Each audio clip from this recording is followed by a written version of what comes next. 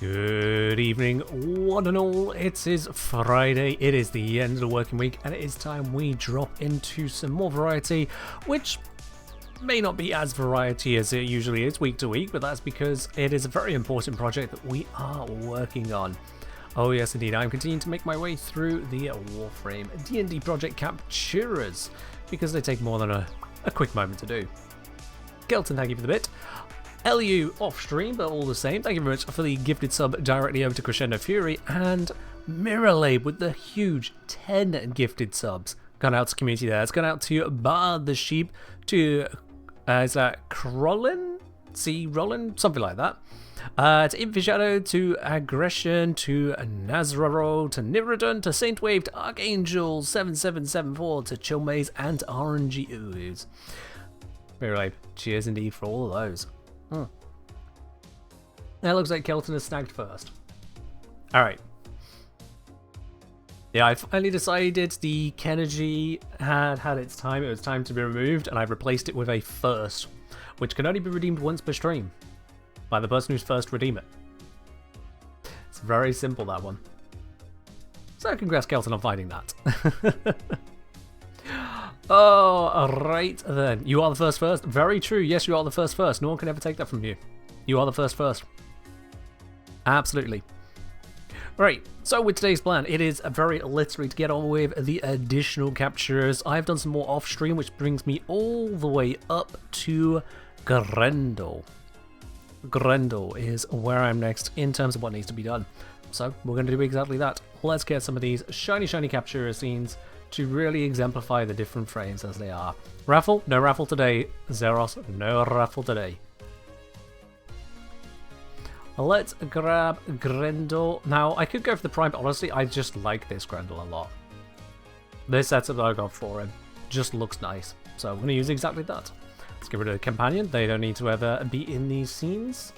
Question is, where do I want this guy? What scene would best befit him?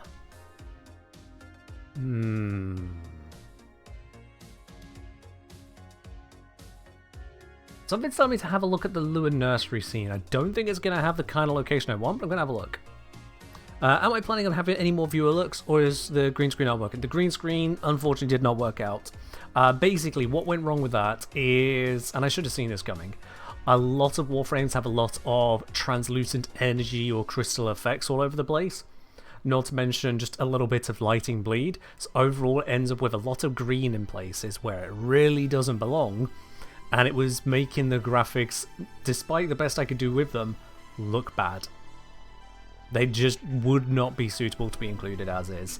There may be a couple of them I could still rescue to be used as miniature inclusions, but for a full scene item, it just wasn't going to work. Just wasn't going to work. That is the unfortunate reality on that one. Which is why I'm going through all of these here. But it's fine. We got frames. So we should kill Energy Silenax. I mean, it's not completely ruled out. It's just not from that initial session.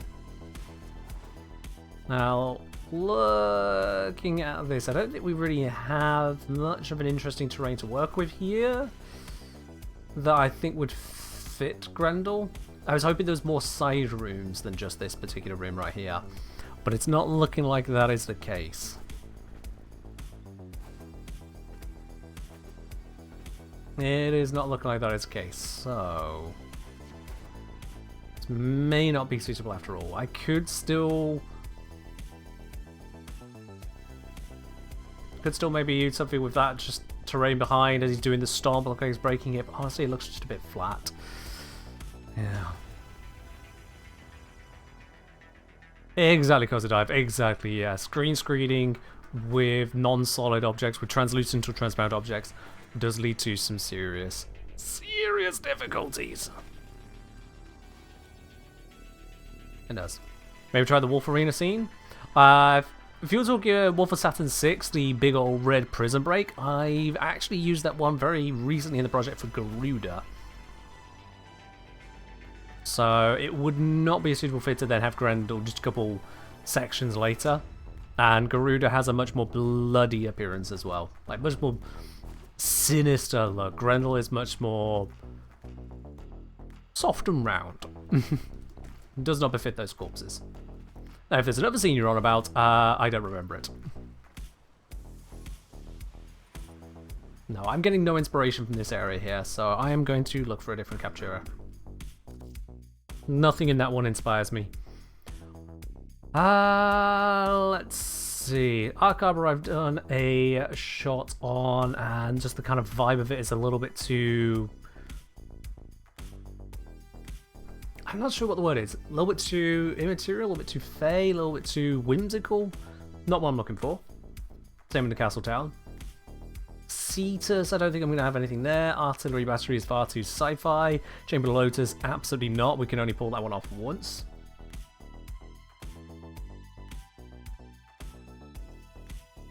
Let's see. Color Key scene, obviously not. Tribunal scene?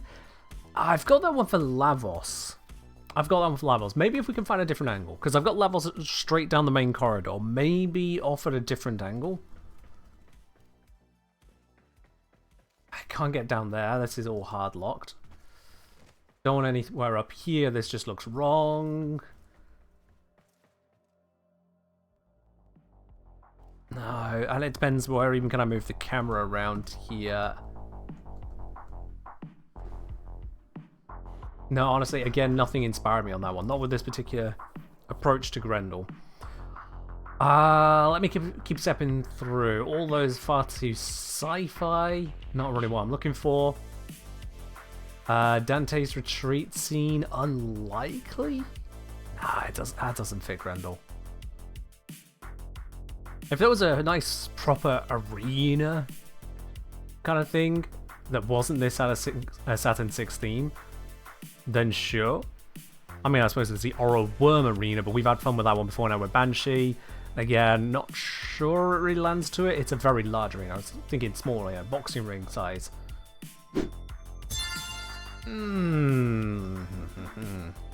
Elvius, thank you very much for the resub. We've been priming that up onto 8 months. Much appreciated, Elvis. I hope you're doing well today. Huh. Cheers. Stalker's Lair. Now, that's unlikely this is going to give me what I need, but it has some more enclosed spaces. And it has a less sci-fi appearance in places as well. So maybe? Okay, that lighting is far too harsh, so not that. I'd have to fix it out somehow.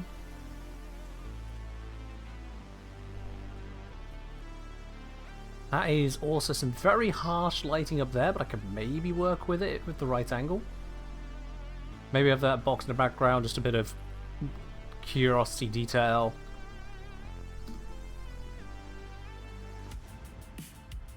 Because if I can get him mid-stomp but before all the particles come out.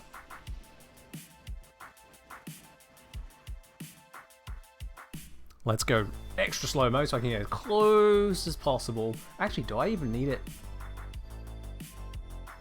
Yeah, I'd want him most of the way down on the stomp, yeah.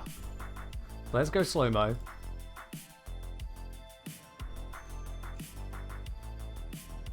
Yeah, that's stomped down.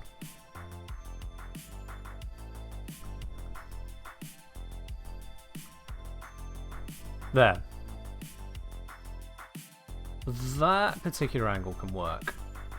Although, that has broken because of the movement. Because it has jiggle physics. Because of course it has jiggle physics and now we just have listing. God damn it. If I remove the energy color, if I change the energy color to black, would that remove those particles so I can get a stomp post physics? I change that to black.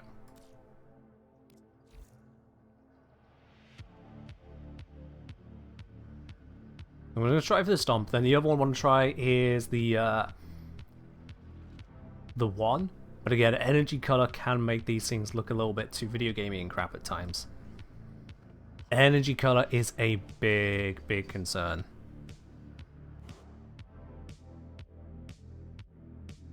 Oh, that's a little bit too tilted. Slow-mo turn.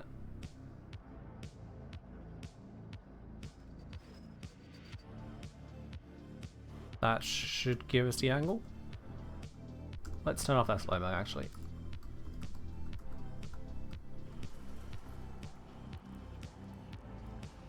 Yeah, his one is a big thing of his character. I just don't want something that looks too video gamey. Usually the idle animations give me something that looks a little bit less like it's straight out of Warframe.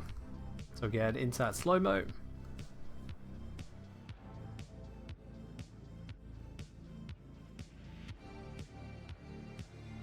Let's get the spot. I need that to come down. The black energy does get rid of the particle effects on this. That's good. So we've got a heavy stance there. One that emphasizes some weight and power. Still think that thing off the bottom is weird to look at, but it's fine. Gives people something to talk about. Now, if we drop the scene light, we're using mostly that lights from off the side of him. That gives a much more dramatic lighting, actually. So harsh coming in from the side like that.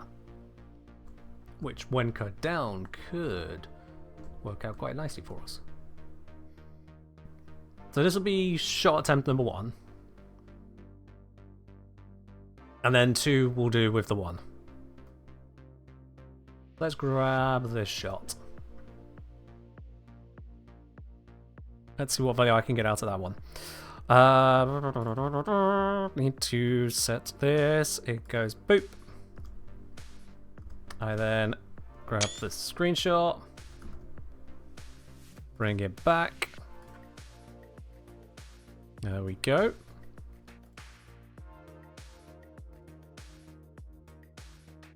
And then I switch the screens around so you can see where we're doing the editing. Let's bring in this one. I mean, that was almost perfectly composed, just as is. It needs to come across a few pixels.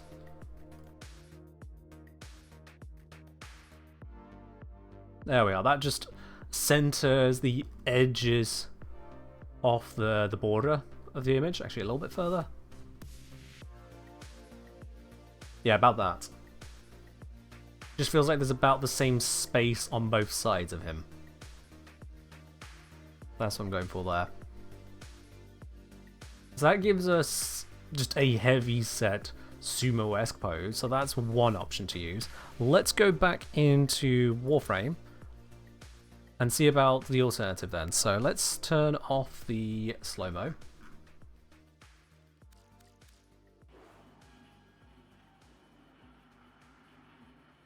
And just do it right here for starters. Using that black energy we get. See, this is what I'm on about. This is what I'm on about when I say video gaming. This is with the black energy. To try and make it where there's as little effect as possible. And you get this spray.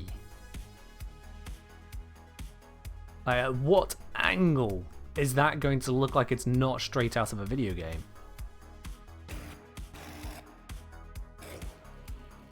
Your potential idea to get rid of this spray? Well, I mean, you might as well say the idea then. Which captura have I enjoyed doing the most? I can't really rate that, sorry, Ray. I don't really... haven't gone through assigning them how nice or not nice they were. Let's set visual effect intensity to 0. That's a point. That could work. You're very right, that could work. Visual effect intensity 0. Fairly certain I said 0. There we are. Let's see what happens with that. Penguin?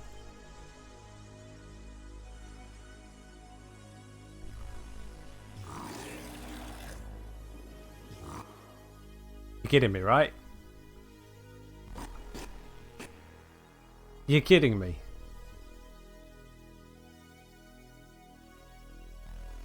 Ah.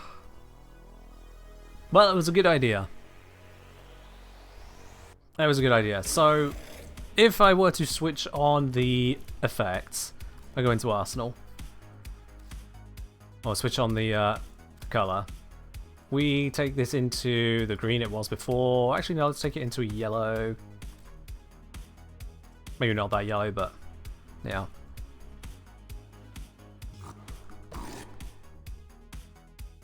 So first of all, it applies this heavy color in the area.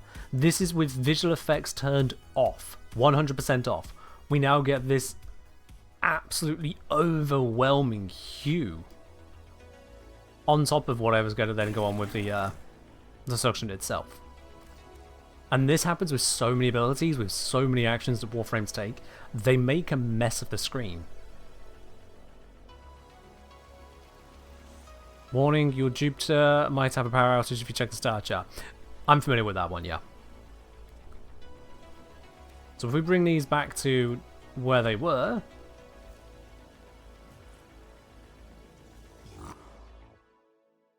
you then get this kind of mess. We got these particles over here, this splurge of stuff. Got this suctiony vortex happening. We've got all these streak effects as well. And in gameplay, it looks good. In gameplay, you're like, yeah! But in a still, when you pause it, when you allow the eye to really wander over the details,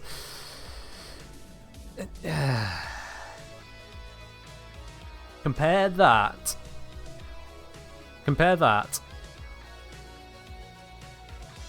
to that for capturing the image of the frame. Maybe try regurgitate. It's gonna have particles again. I can tell you free. It's gonna have particles again. I am a little bit more familiar on this because of the hassles of trying to get a good capture shot previously for doing a Grendel video. Trying to figure what kind of things can sit on that. And whilst you can get some impressive looking images, they all look exceptionally video game. Works for a video game thumbnail, doesn't work as well for a D&D project.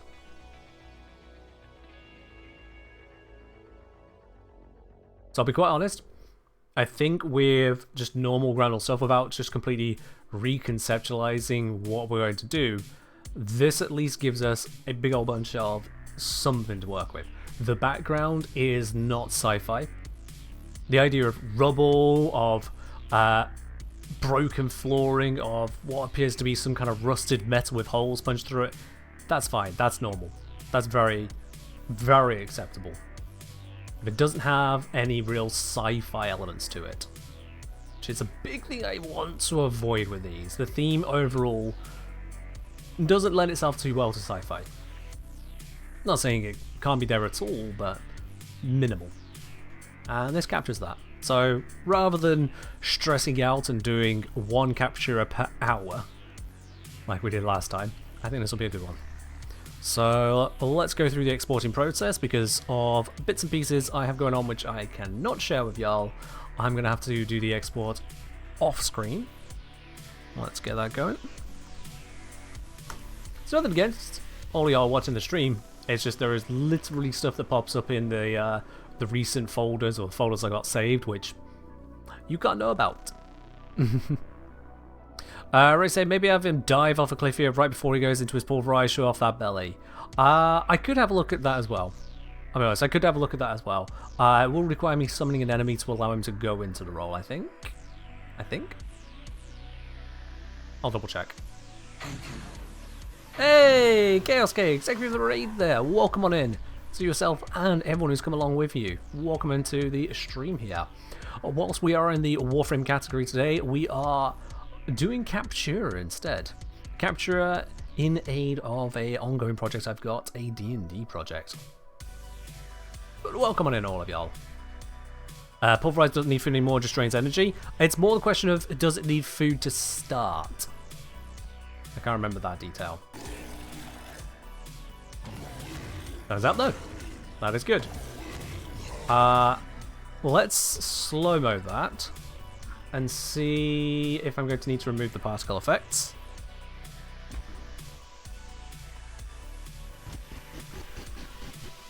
Yeah, so particle effects come from the hands straight away. Also, I am definitely going to need to use a different skin if I do that.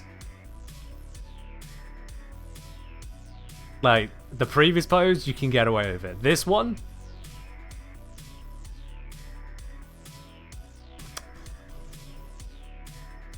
No.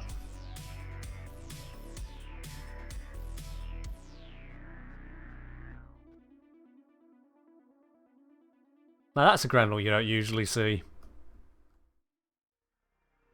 Genji Mug Blue, I can get you as close as we can with that. Maybe change the NT to black. It's energy and skin. Because of appropriateness. Just like prime time last night. Oh, I didn't catch the prime time. Did something happen again? That transition to just ball. Just ball.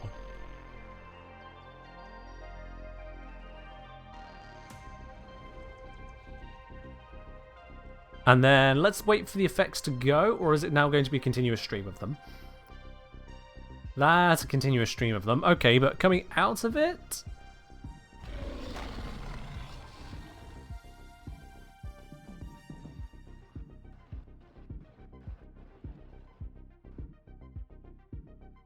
I mean, there are so many things not okay with that. There are so many things not okay with including that white energy. That doesn't make it better. But having chosen such an off yellow, I have really screwed the pooch on this particular one. Oh dear God.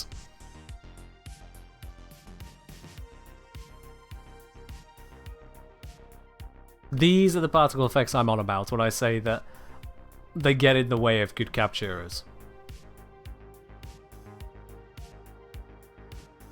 That's the particle mess I am on about.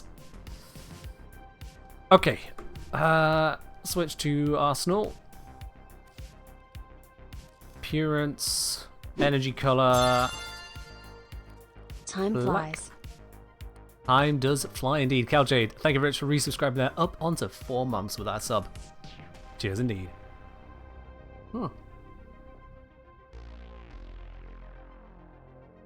I see. Prime time, exploring the same kind of issues. I will admit, I was one of the people who reported the previous bug with this skin. Whereupon, if Grendel crouched, that front little ring there, the rigidity of it somehow increased, and it just... Grendel was very excited about the original physics of this skin. Very excited. Yeah, that one needed reporting and resolving. But not before a number of people got it shared and going, there's no way that's real, and discovering it was. So, let's do the transition again into that. Okay, good. So, a lack of energy color, like black energy color, does mean we can get away with it here. Once it's fully transitioned, there are these effects coming through, but they're very, very faint. But there's also that warbling effect around.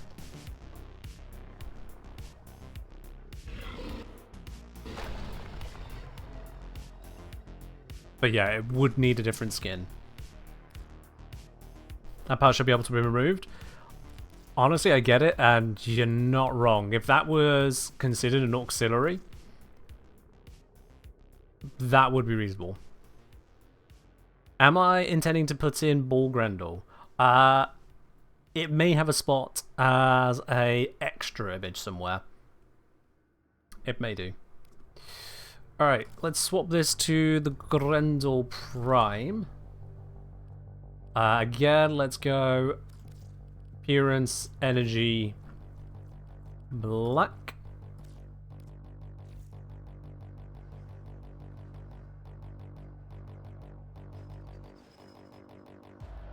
Aim him over there.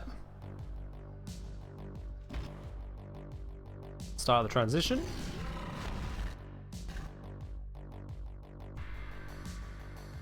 problem is making it both visible what Grendel looks like and capturing a good angle that is somehow superior to what we had in the previous image. When the previous image, remember, is this. And that's what we're fighting against for anything better with Grendel, is that. Into this. The belly doesn't really open up. Vauban itself is not a question. Welcome on in, Dali. Like. Alright, yeah, this is Grendel, yeah. Now, I'll be quite honest, this first image has really captured a lot of it already. Pretty good image already. Which one are you on about, Ladybug? The one that I've got saved, or the one that's in the capture right now?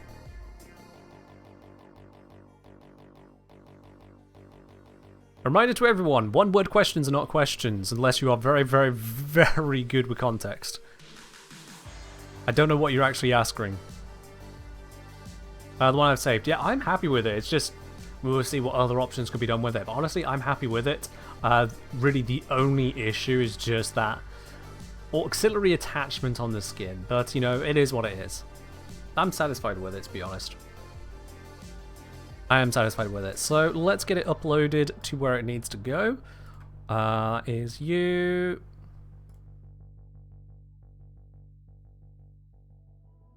That needs to go on over to here. Nice wallpaper. Thank you.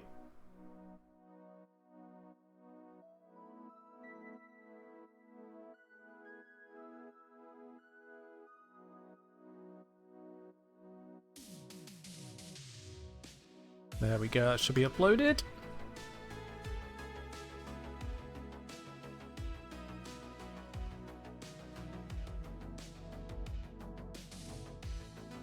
And then I need the section to put it into here.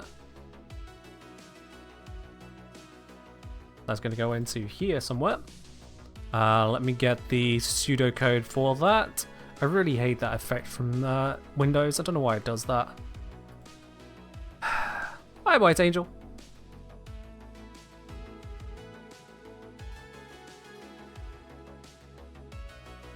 Alright, you know what? Windows is going to be a shit. I'll just do this. That's how I can tab around and find what I need to find. Windows can keep being a shit. There's probably some setting somewhere to make it where it doesn't do that, and I don't know where I'd go and find that setting right now.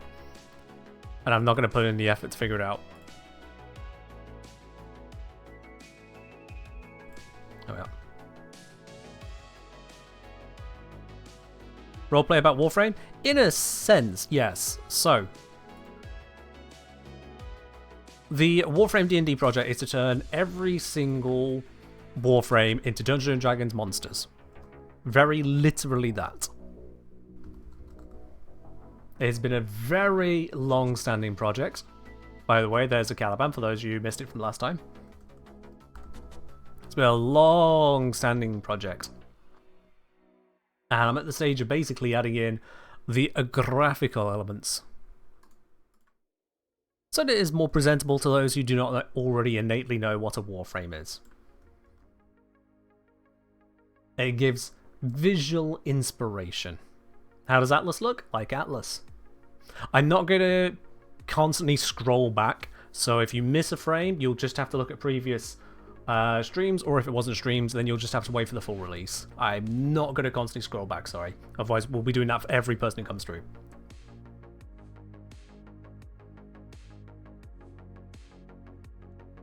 Reminds you of the adventure about making cards for all Warframes at TennoCon 2023.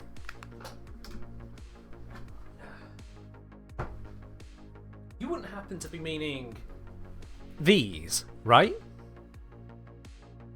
You wouldn't be referring to those that you made, would you? It's got a spot on the shelf. It's right there. Absolutely. When will it be released? When it's done. Hopefully before the end of the year, but when it's done. Is that card Lavos? That is from Lavos, yes. Got that from White Angel. Was it? No, not... Yeah. Yeah. I think it was White Angel who passed me that. You're not familiar with the card thing? Another creator, so you wouldn't know about it from me at all, Ladybug.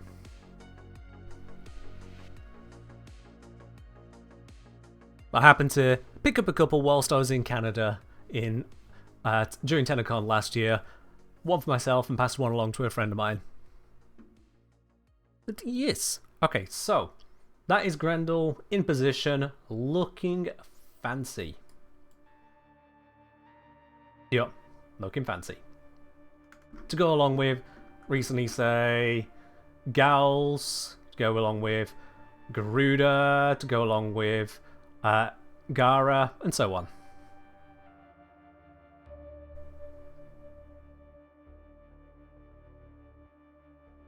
I'll let you know, White Angel. Good look on your project as well, absolutely.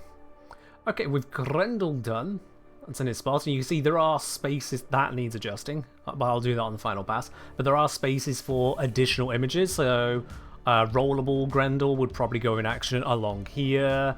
I might have another Grendel appearance here, filling out the spaces. Maybe the Master in some kind of position along here as well. Things to try and fill out the gaps where I can, but not too much along that line. It's probably just rollable Grendel and then a Grendel pose here to fill out the spots. But right now I'm focused on the front pages, and that includes Jaya. Jaya is next. Okay. Let's get ready to do Jaya.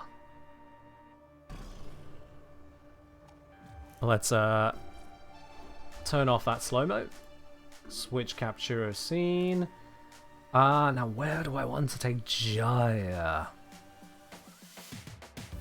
Now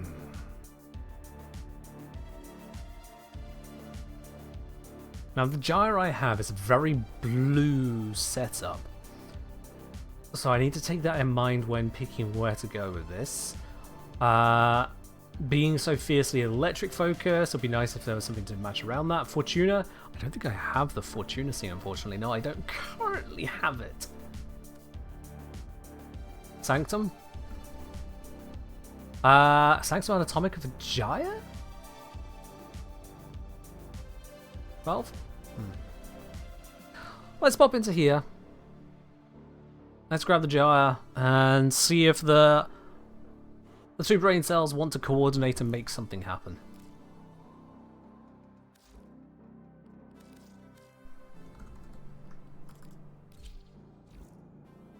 Alright. With your courage and our expertise. I mean, you can have something wild with that in the background. That would certainly get some brain juices rolling if someone who doesn't know anything about Warframe sees that as a background behind Jaya. Make them go, what is this frame?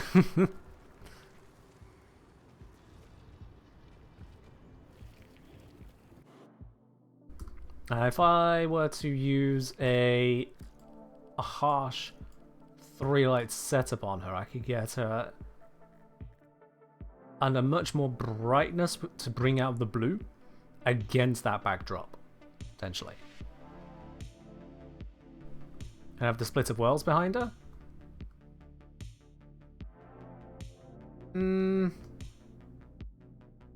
Not sure on that.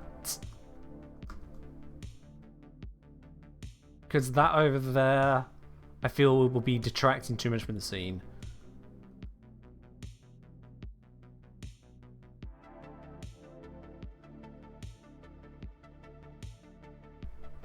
But something where I can have her at mid-spin here, with those kind of light pillars in the background, really just messing with her. I can stand on that thing over there. Okay. I'm just not gonna... Yeah.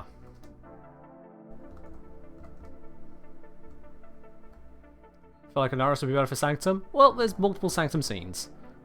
Anaris is also really good for Tomb of Anaris, believe it or not. If I get her into a spin... Wait for her to do it.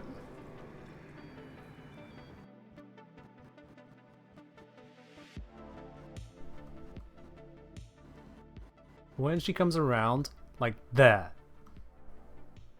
does that give the feeling of motion I am hoping for? Or does she just look squished now?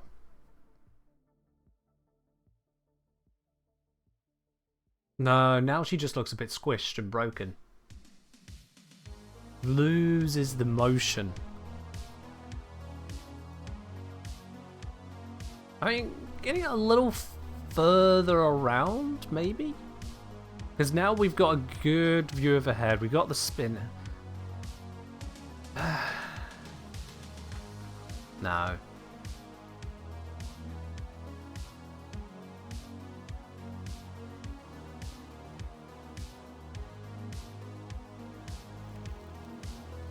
Damn it.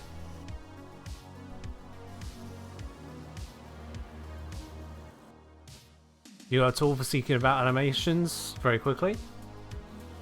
Okay. John, I give him more motion? Yeah. Because it's a nice spin, but when it goes static, it just looks like Play-Doh.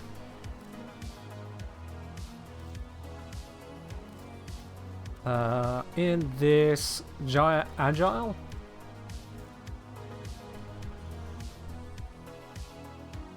Looking the wrong way at the moment, but that's fine. We'll just see what she does for the moment.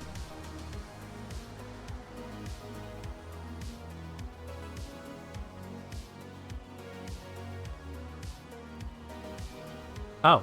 Yeah, that was lots more movement. Yeah, that was great. Yeah, wow, okay, yeah, that was loads of motion. That was...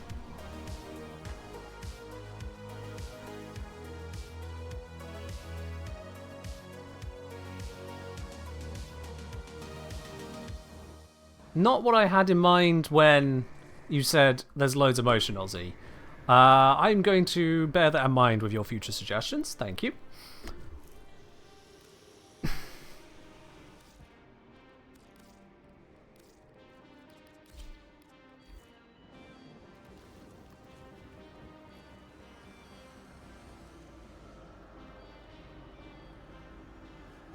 Let's let her get to spin again.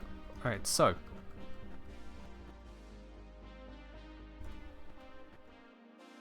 that leg out is so far behind her that if I can get it visibly in, I'm obscuring her. That arm is blocking her face on this side.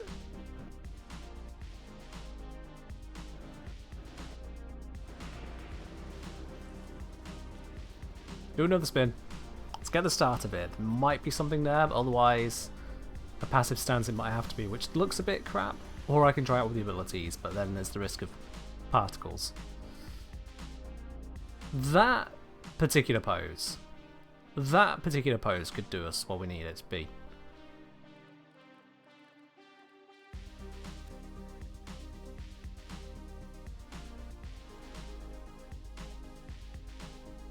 So the presence of a weapon has to be done sparingly, White Angel.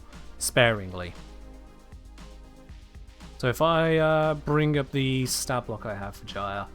Jaya I've given Rumblejack Dagger, because it's electric dagger. And Rumblejack looks a bit sci-fi.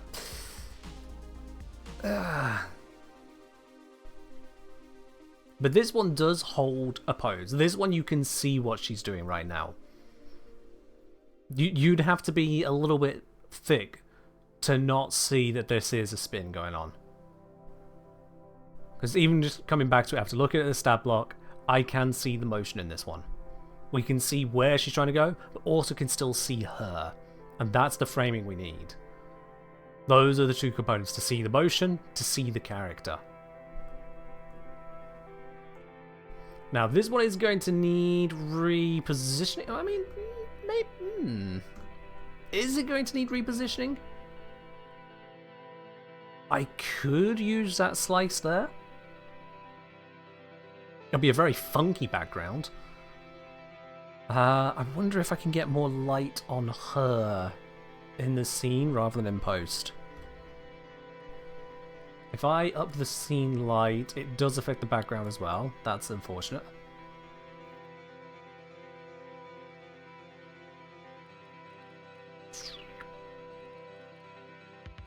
I imagine I'll get the same results with exposure. I mean, that's giving me more to work with, actually. Just to seem like it's taken a bit of the haze off of that. That's good.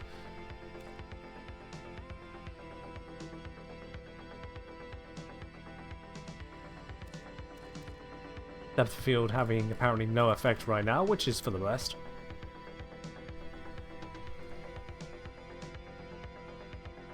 Let's see, if I position her a little bit across here, just want to obscure that brightness in the background on the left side of her. Now it's just kind of nestled in against her waist, it's not really a concern.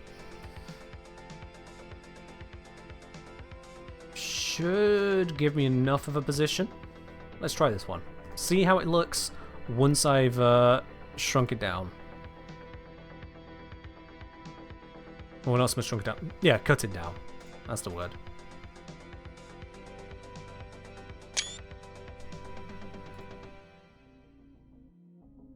Okay, that snapped it. Oops, okay.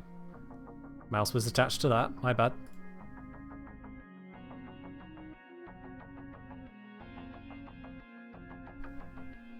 Ah, thank you, White Angel. I've received the message you sent over. Cheers for that. I will bear that in mind. Bear that in mind. Right. Let's, for now, grab the shot, bring it in, and then give y'all the view of what I'm looking at. So this is what we've got so far. Now, this isn't a perfect shot. At the moment, there's a lot going on with the background, and I feel that it's at risk of drowning out her. I'm not sure how I want to change that exactly.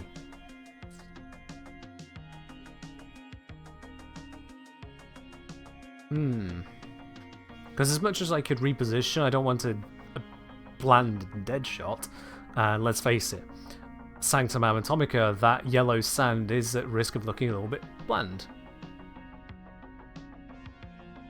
Yeah, Ladybug, you're feeling the same thing as me.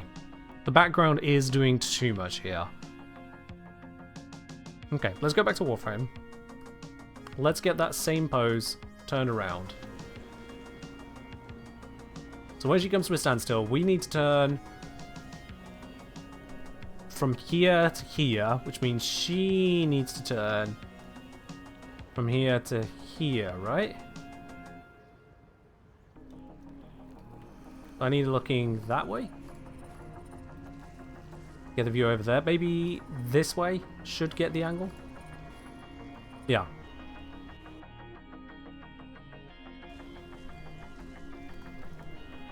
Because over that way, the background should be a little bit less oppressive. Still interesting, but less oppressive.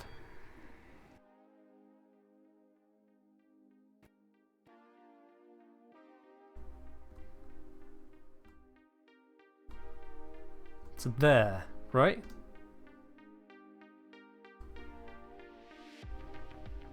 Or, actually, needs to come a little bit further around. I mean, I could try against that. The background there is pretty muted. So I could try with that. What angle did I have on the previous one?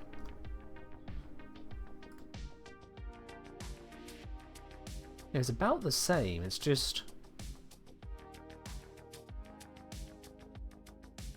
yeah, I had about that angle before, I think. Or maybe it was earlier in the spin. Has anyone done Nyx yet? It's not like that, Esprit. I'm doing them of my own accord now. No green screens.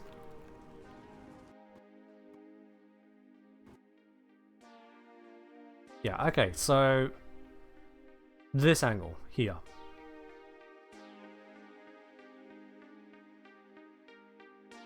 Just don't want to get it too wide. Think this should be good for us. I think that should be good for us. That should reduce the busyness of the background enough that we can still appreciate Jaya whilst having an interesting visual background rather than just, you know, here's Jaya, move on. I think that gives us the solution we're looking for. Be wrong. Again, we'll see it in the shot. I didn't hear the screenshot. Okay. So the issue with the community stuff that I did originally, Esprit, was the green screen was bleeding through into too many of the transparent or translucent parts of the Warframes and kind of ruining the shot. In terms of composing them in world then, I need a lot of control over the posing of the character, which is not best done through a stream or through random individuals, to be quite honest. So in interest of getting good shots in a timely fashion, before the end of 2035, I am using my own fashions here, inspired by others where opportunity may present. I did not hear Steam screenshot. No, it didn't. Why did it not screenshot? I specifically told it to screenshot. Okay, well, we'll try this again then. Now it screenshots. That was weird.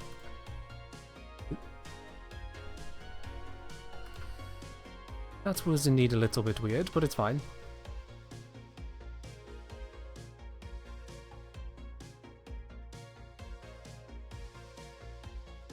I'd like to say I've done Frost reasonably well in the end. I'd like to say it's come out okay. You'll see in the final thing. Okay, so switching back over. So that was the shot we had before, which was unreasonably busy. That is the new shot. And that is a distinct improvement. That old one was far too much going on in the background. This one, we can really see the focus is definitely Jaya here. That is much better. I'm going to move this one across a bit. Not that far. Just there.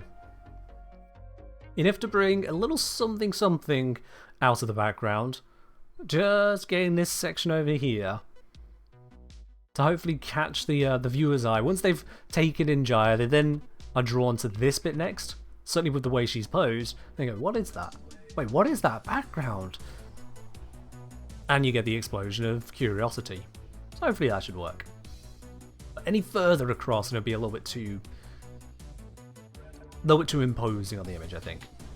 But that balance looks like it's good. Looks like she's pointing at it.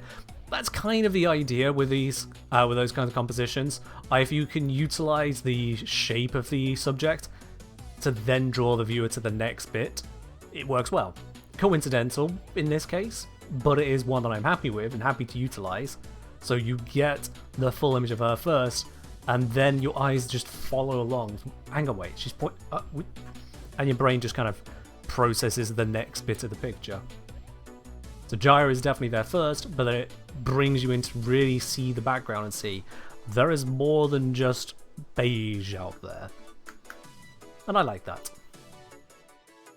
What I try to Vignay on this one, balance how light the background is, ground it a bit more. I mean, we can try one. Vignay does work in a lot of places. Not sure if it's what's needed here, because thinking it will go on to a document where all the background pages are beige themselves. I'm not sure that Vignay is needed on this one, but let's have a look at how it would go. If we put in... there's the button. If we put in that, bring down the radius just so I can get the squeeze correct. Then bring it out to the edges.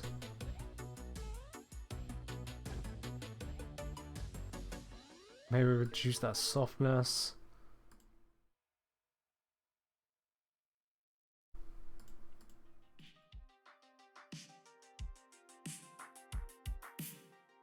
Bring it in a bit. Not that much. Actually, like that. I don't think she needs it. I don't think this scene needs it. If anything, putting in the Vignay here indicates more of a boxiness, whereas without it, it has that essence of expanse, which again matches into the scene. Certainly for those who are more familiar with it, it'll matter more to them. To ourselves here, we know more about this scene than just say some random Dungeons & Dragons player. just we get to appreciate the expanse of it. So yeah, not one that needs it. I am happy to explore this one as is. That is a gyre that at least can represent herself quite well, I think. So let's once again switch that scene there, because I need to hide the export windows. Let's get you exported as gyre. Upload it to the relevant location.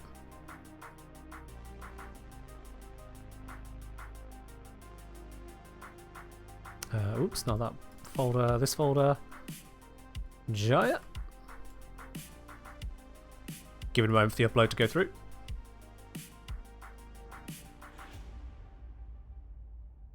I'm assuming uploading images these size is not going to interfere with the stream. So far, so good.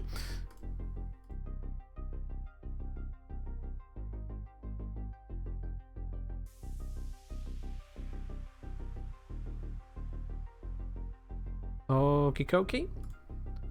Now that is uploaded, we can see where this pops in over here.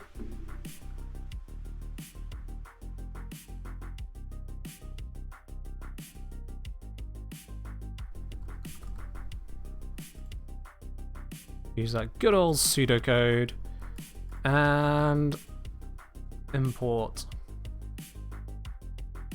gyres. There we are then.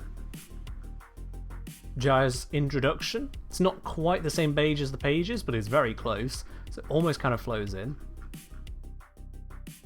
Not a name of it, but the main thing is we do have Gyre in all her spinny glory, showing herself off there. That works. And that has a good contrast to the more shadowy, very enclosed, harsh lighting look that we have here with Grendel. So we've got a good section-to-section contrast as well. I like that.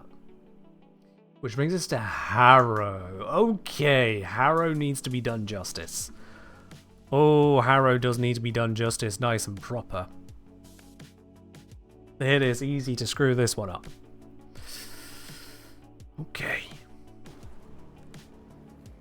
Let's first switch scene. So, Harrow. Now, the first thing that might come to mind will be to use Harrow's temple scene. I wonder if that's the right scene or not, though. Because it looks like it's a very harsh scene. Oh, never mind. Actually, it is not. What was that? What was that preview image then? Hang on. Oh, I can't look at it now because I'm in this scene. It did not look this neutrally coloured. Hold up. Legendary Harrow Idol with the incense burner.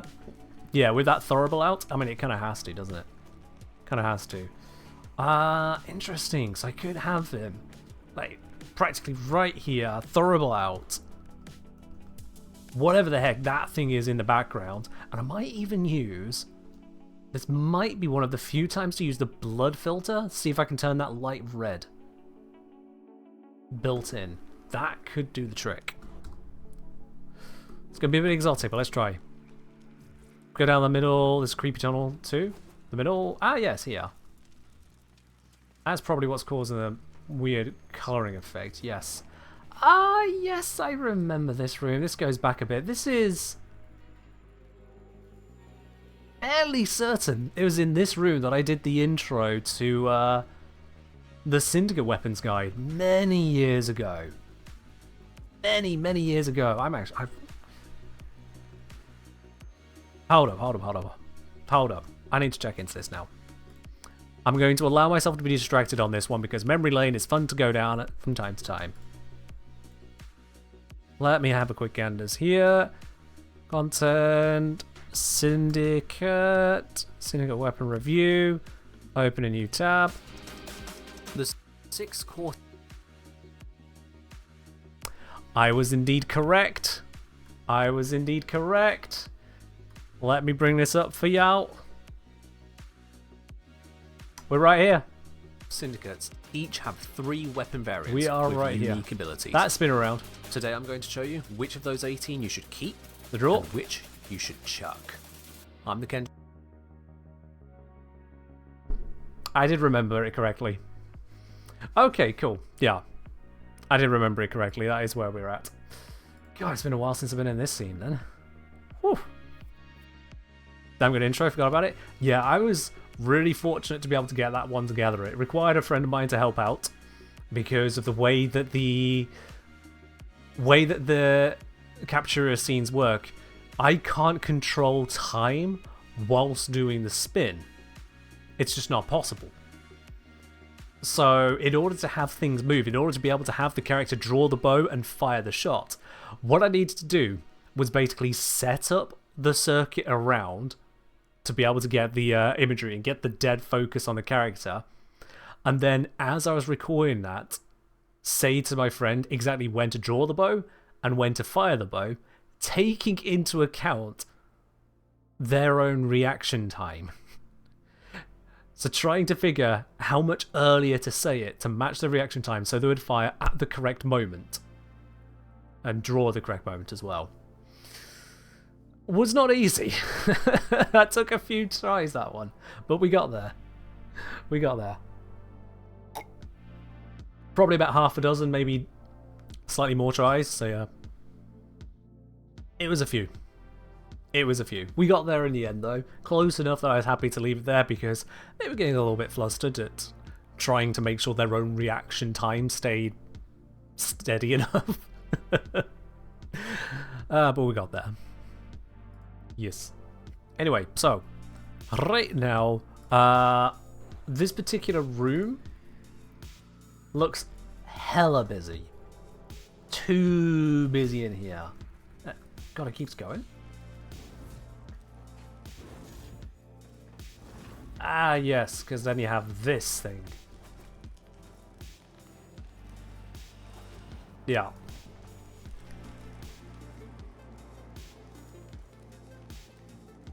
I don't know if I can really use much of this for it. Up against that is... Nah, it's cheap. Scene is huge. It is a bit huge, isn't it? It just keeps going.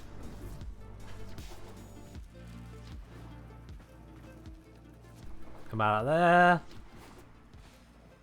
Through this one. It's a whole map unto itself. Out of there. And there's more. Sometimes you're so brain rotting, you try to use arrow keys, you try to forward a stream like you're watching a YouTube video. Are you trying to skip what I'm doing? Are you trying to skip me? How rude. You don't admit that. Oh, you're trying to go back 5 seconds. Okay, fair enough. I'll let you off. I'll let you off. Fun fact, I think you can do that on YouTube Live. It's just Twitch that you can't. YouTube has that feature. Unfortunately, that is about the extent of YouTube's positives as a streaming platform over Twitch. That is pretty much the limit of them, which is not great.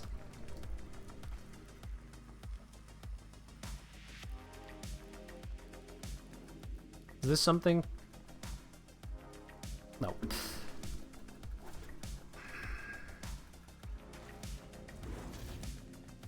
You just clip when you realize you can't use the arrow keys on Twitch? Yeah, I do notice when people actually create the clips to then just look at for their own personal uses. Any clip that is made and saved, I can then see it later on clips of my channel. And some of the choice clip moments are a little bit weird.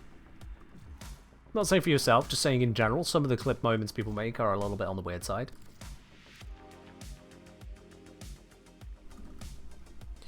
Alright, Harrow. Let's bring you to bear. That backpack is going to look weird. That's best from the back, not from the front. Let's get rid of it.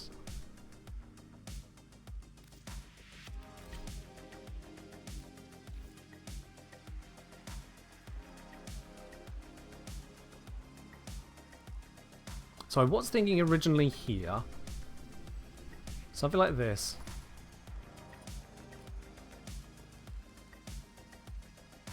If we have angled down luck, pause from there.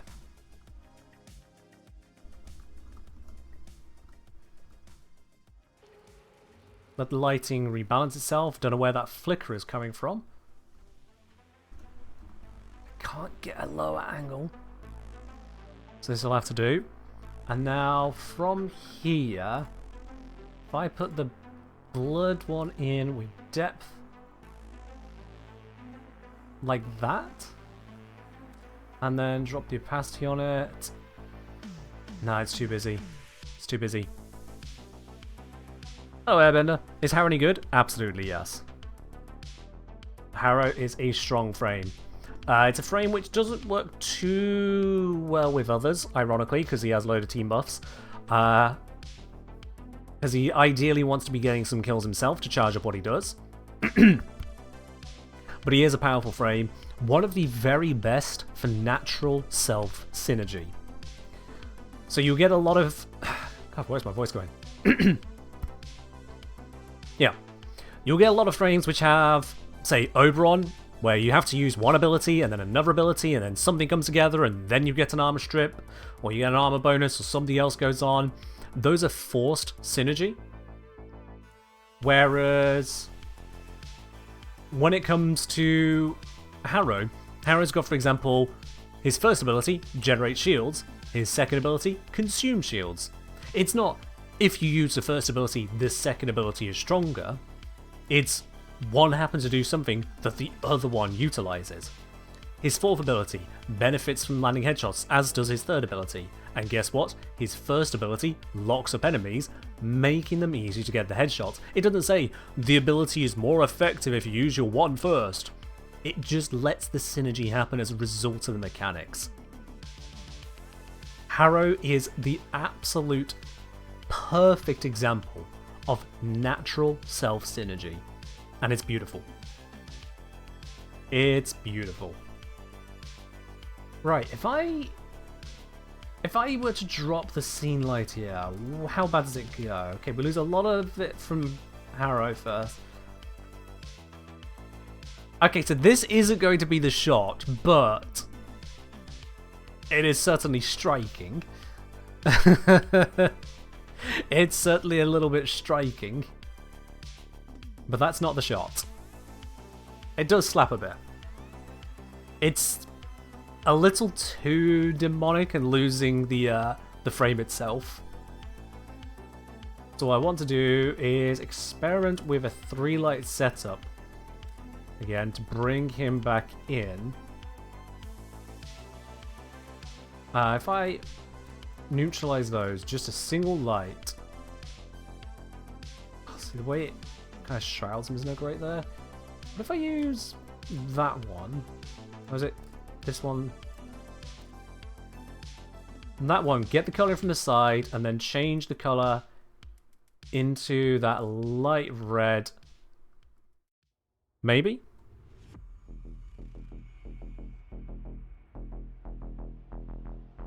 No, if I chose this helmet for him, I mean, it's basically the correct helmet for him. Now, this might come out still a bit too busy, but it has got a very dramatic appearance to it. It completely switches out from what we had with Jaya just a moment ago. A whole new theme, and that's an important part of it. Get him as central as I can. Thorable is hard to read if you don't know what it is. That's actually a good thing here, Ladybug. That is actually a good thing. And it's unique in this regard, is because of the weapon I have given Harrow. Time G, there is no raffle today.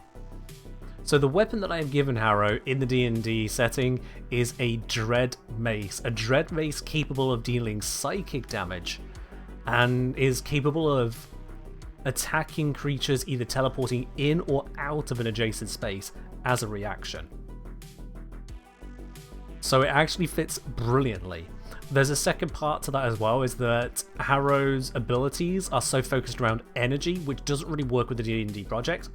So they have a very different expression in the D&D experience in order to still make him fit D&D.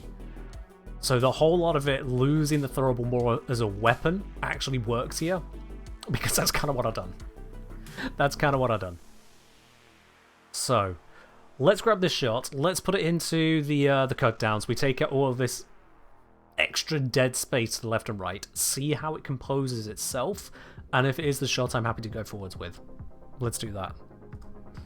We'll tab out, grab the... Oh, not you. Grab the program, set, screenshot taken, reset.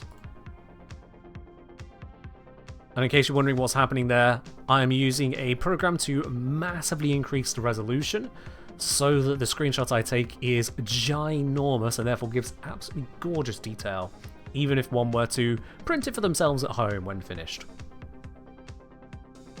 Bring that now into here. Where do I have a ping? Constant pingerings.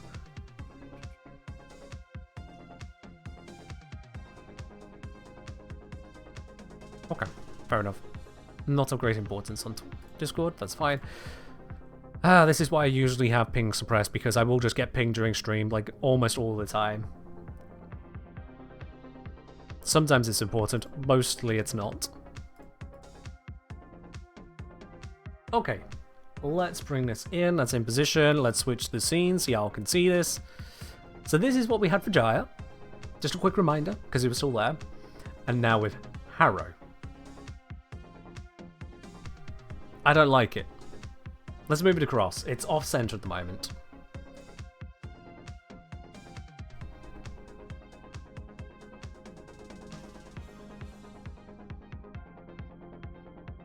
I don't like it.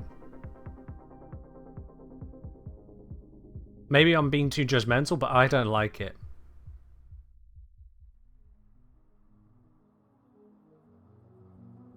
When you consider the other shots we have so far. Or just some of them. I don't like it. It's like it's trying too hard.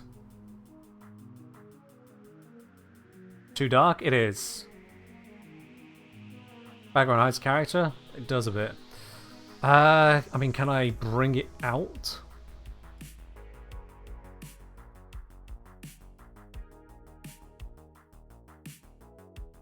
Now I'm just getting a bloom effect. Hello, Mecha.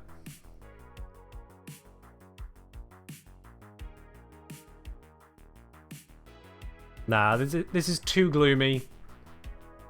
Too broken. And that bloom is just going to end up making it worse. Nope, back to the scene. Back to the scene. That was no good. Okay, so brightness and color is an issue here. So let's go back to the 3-light setup. Let's bring Harrow more into the fold.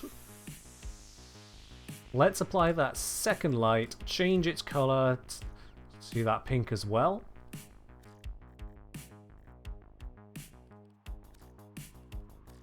Ramp these up as far as I can take them. This gives them more. That is absolutely no good.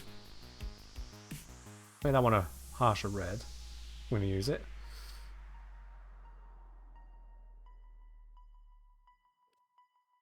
Still not great with that background. Scene lights at absolute 0 here. Any more and the background becomes even worse, so that's a no-go.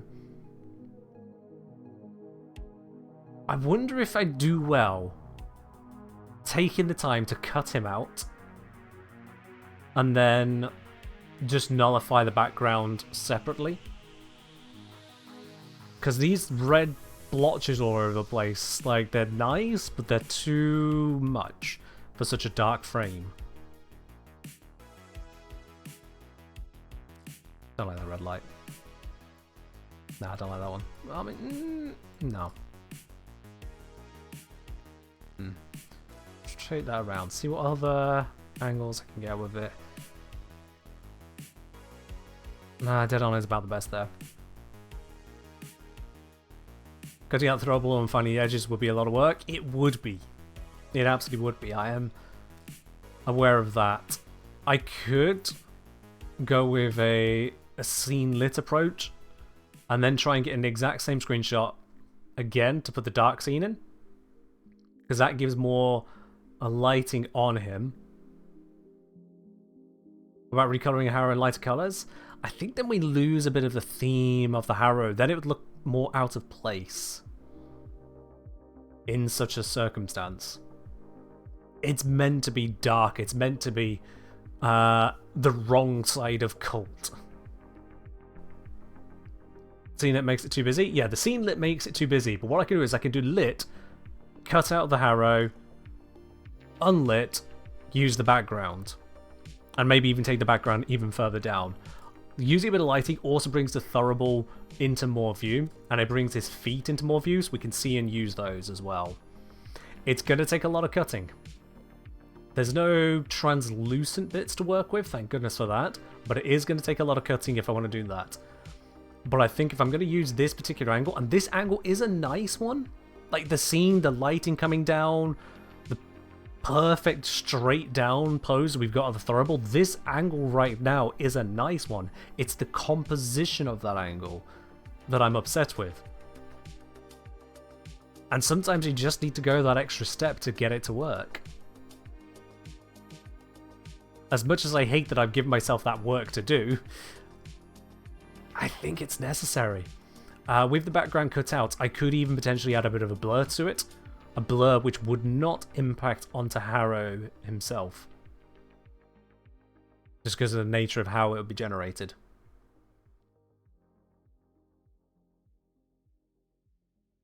I think that's what needs to be done here. God damn. This one's going to be a long one. Alright.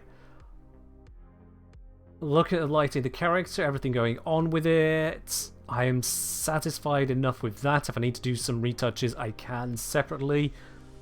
Let's make this work. I need to be very careful not to shift the mouse whatsoever here.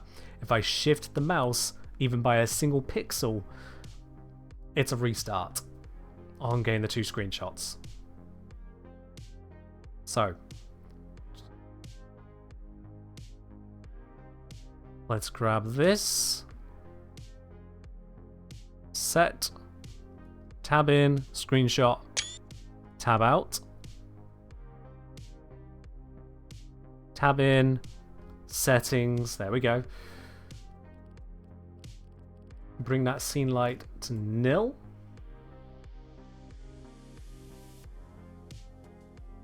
Tab out, set, tab in, shoot. It happened. Good. Alright, now we should have it. Pixel perfect.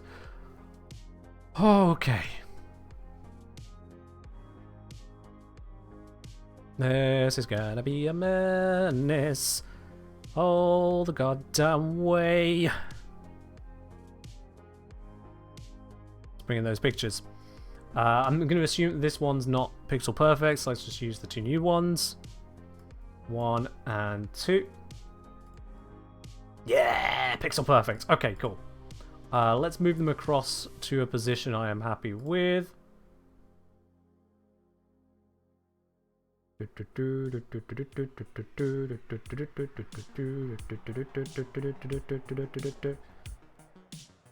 There feels about good. Compositionally, a little bit further. Yeah, there feels about good. Click through the 2 fast enough. Harrow can be in a rave. It's more like a really cheap lightning effect.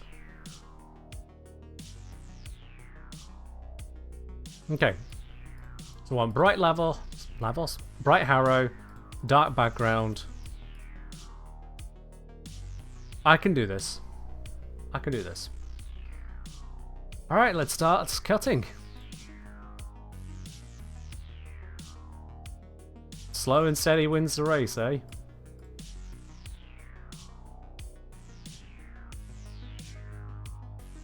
Gonna take a while, but it's worth it. This is where 20 people tell me about how different tools exist for cutting things by color selection. Every single one of those people are just trying to be helpful. But please, don't be one of them.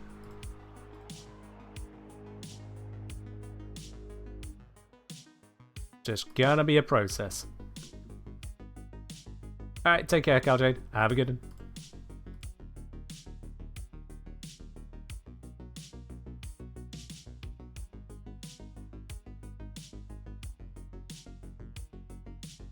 Always the awkward bit with doing this kind of thing is making sure I only get the frame and not background material. That's always fun. LO, hope you are doing good, Ken. Hello, Spoonman. Thank you very much for the resubscription there. Up on to 5 months with your Prime. Much appreciated. Much appreciated. I'm doing well. And I hope you're doing well yourself. Just doing some cutting and colouring. Kid stuff, really. Easy. Anyone can do it, right? Problem is not anyone can do it right.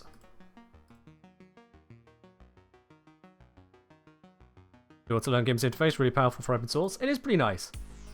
It's got a lot of power, a lot of options, but at the same time, it's still a free program below ideal industry standard. So, to bear in mind. If you haven't got access to the paid stuff, then yeah, it's great. If you can afford the paid stuff, learn the paid stuff.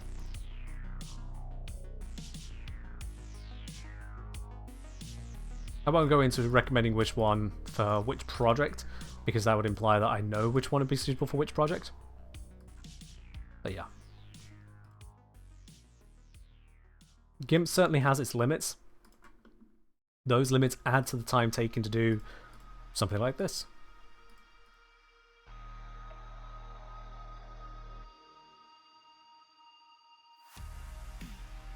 I'm being really extra on trying to follow the edges here. I probably don't need to be this tight on it, but I want it to look as good as possible. And it's one of those things where if you do it wrong, doing it again takes so much time, it's just not worth it.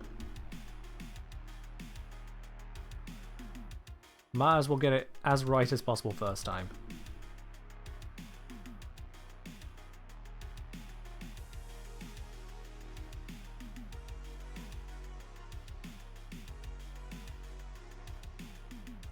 It's fine. As much as it'll take a while to cut through this, before you know it, I'll be done, and we'll be looking at a Harrow scene that will look brand spanking new, so much better than it was before. Looks like there's going to be some interior bits I'm going to need to cut as well. That's fine.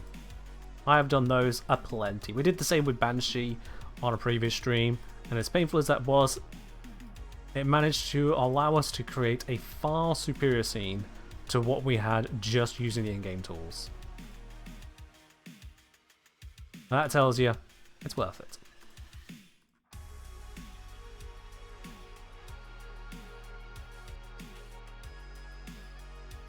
Bit by bit, we cut our way down. There.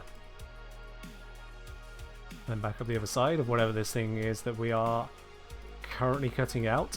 Just grab the picture. Ah yeah, it's the arm blade, of course.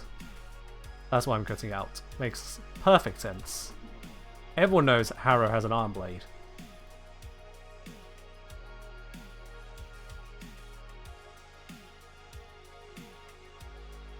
There we go. Back across this way.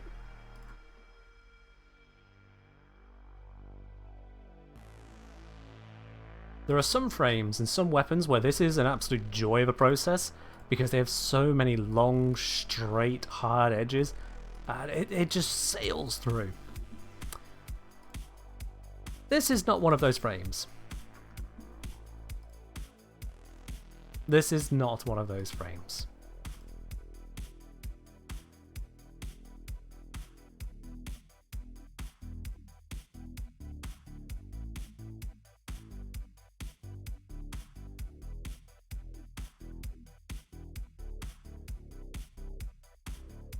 You know, Esprit, that wasn't one of even the top 10 thoughts I've had about Warframes, but sure. Sure. I'm more concerned as to how they don't get snagged on every jutting out point on tile sets. Oh wait, they already do.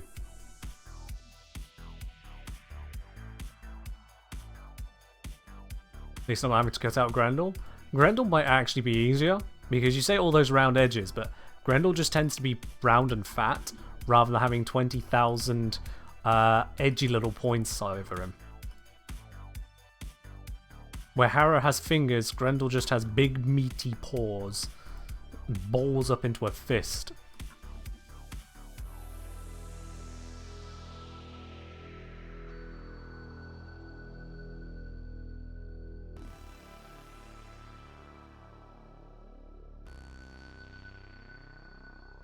Brings new meanings to Edgelord. I'm fairly certain it's still the same meaning.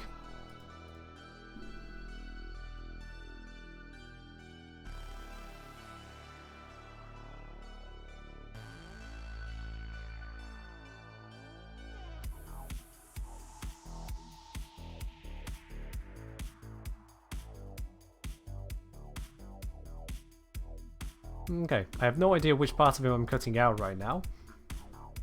Ah, that's his hip. Okay, yes. I could have told you that. New Warframe game. Hyper zoomed in Warframe. Can you tell which Warframe it is and what part of them you're on?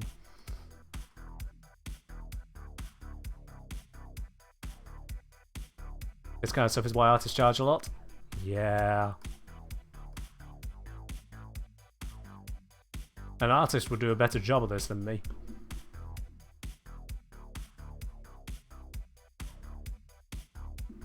Like, they'd probably just have some fancy pen tablets where they know exactly how to run their hand along it and just straight out.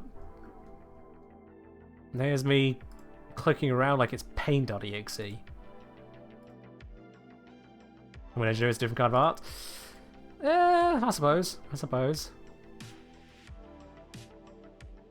No, this is art at the moment. This is just straight up graphical art. Yeah, that's a relatively straight line. I can just cut down that.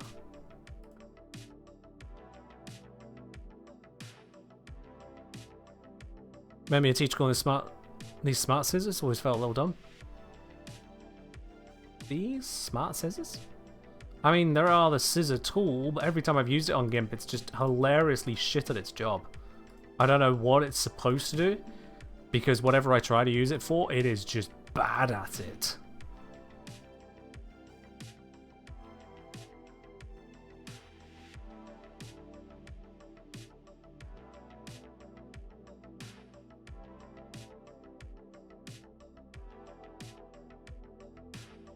Keep track. Yep, we're definitely still on the frame.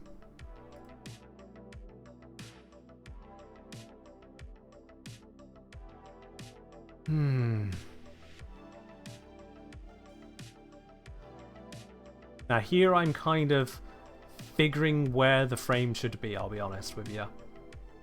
Because the visual is kind of falling apart. This is where no amount of automatic tools can do it for you. You just kind of have to know what you're looking at.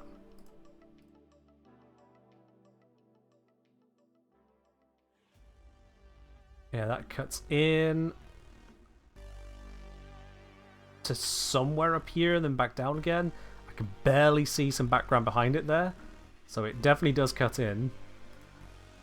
It's not ideal. This I'm going to take just a heavy-handed approach to it. Because let's face it, who's going to notice? Are you late for the giveaway? Which giveaway? I mean, the answer is categorically yes. I just want to know if you are late by, like, wrong stream, or late by, hey, I'm here for the Harrow Prime Access late.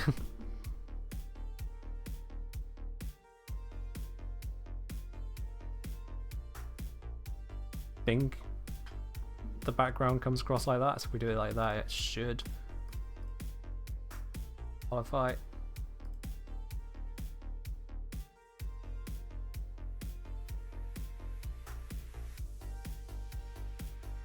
So glad that light is in the middle of the character, so I don't need to worry about the bloom effect. Harrow Prime Access was so long ago. It was so long ago, and I distinctly remember that it was the first Prime Access giveaway I did where the winner didn't claim it.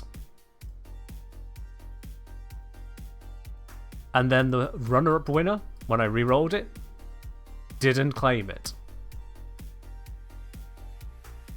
It was the first time a Prime Access giveaway I'd done went unclaimed, and it happened twice to the same pack.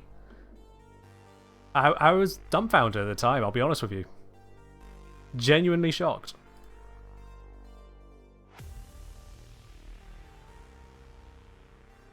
Okay, I have no idea where the physics of this is going, so I'm just going to cut up through it. There is a bit of bloom overspill here. I'm just going to acknowledge that and move on.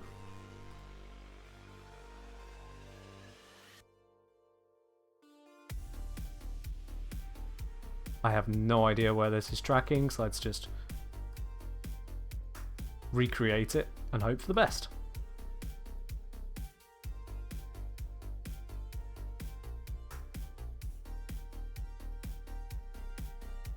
Oh, you're thinking of the giveaway from last week. Fair enough, yeah, in which case if it was last week, you are definitely too late.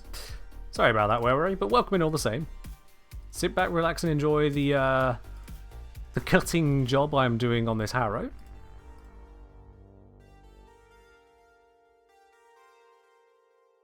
Not a bother at all, Warframe. Just lessons learned on making sure you follow the announcements on the Discord, I guess. You'll never miss a giveaway then.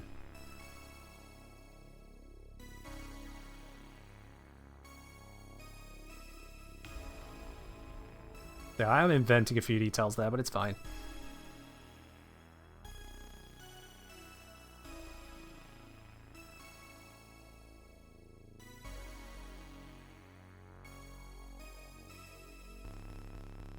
So on YouTube? Ah, okay. Well, this, again, just allows me to reinforce a point. Be on the Discord. That way, again, you'll get things as live as possible, as freshly as possible, as quickly as possible, to ensure you don't miss a bit. Do I have Excalibur Prime? I do not.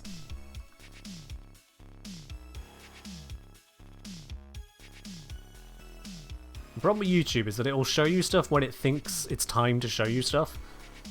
It doesn't really care when you see it, just if it thinks by its algorithm that now is the right time for you to see it.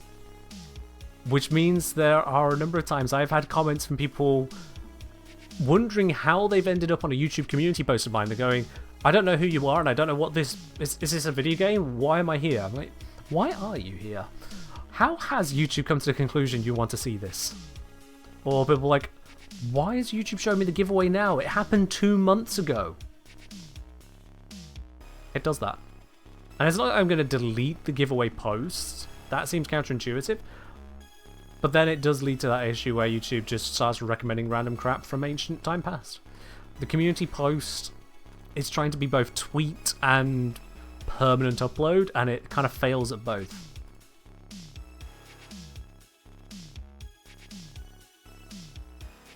You know, stuff recommended from 13 years ago? Yeah, exactly what I'm on about. It tries to be permanent and tries to be omni-relevant for something that's just not designed to be used that way. I don't make a community post for someone to randomly stumble across it 9 months from now and go, oh, I remember that. Wasn't that such a great time?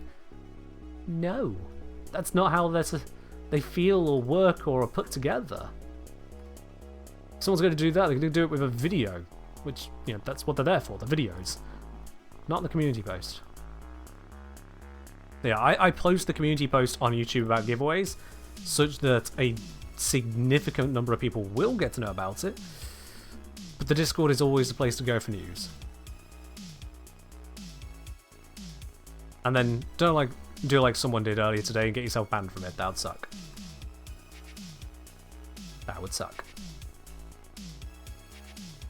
Twitch's same go live message from you Wednesday. Yeah, so I very stupidly hit update details and go live in the same second, and it didn't process the update details. Something just went wrong, it didn't go through, so the go live went through without the updated details. My mistake on that one.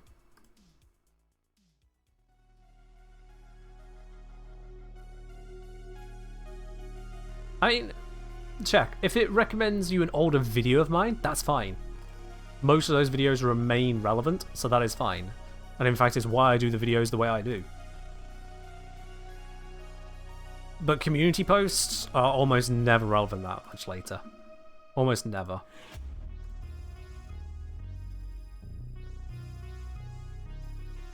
That's recommendation number 1 as to how to do this differently.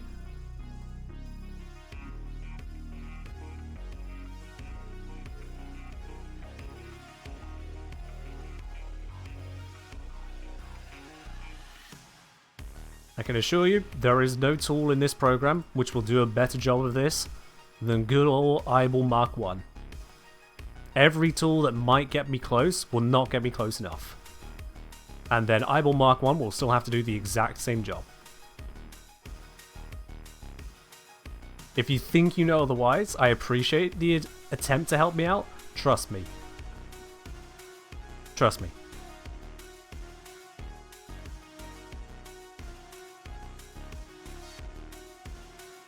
How long are you expecting? What, cutting this out? Yeah, it does take a while. Especially as I'm trying to get it as close in as possible. Because despite the size of the image, it's still designed to be high enough quality for print, and that means I want it to be in tight.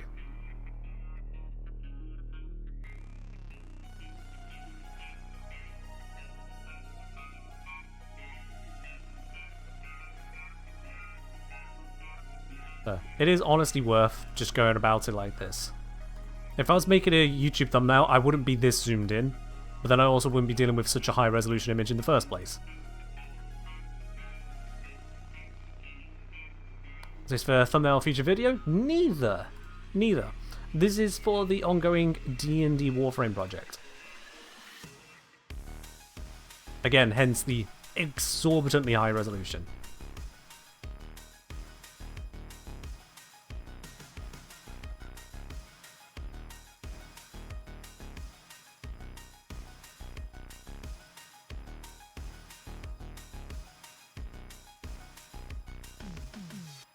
I would not be cutting around him like this if there was a reasonable, better way.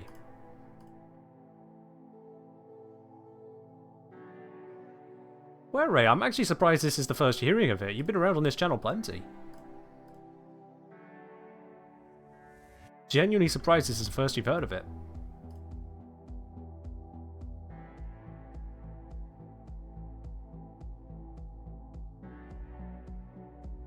What is that? What's causing that? Okay, just a weird visual thing that Warframe does. Fair enough.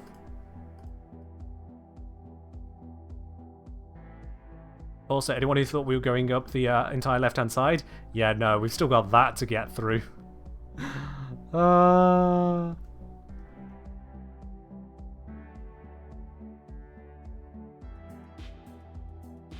I'm doing that thing where I'm staring at this so intently I'm not blinking enough.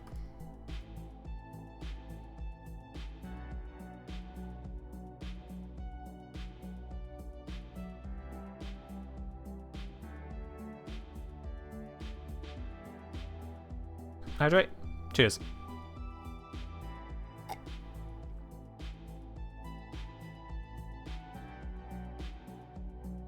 Throwable in the pockets of chain gonna be a menace?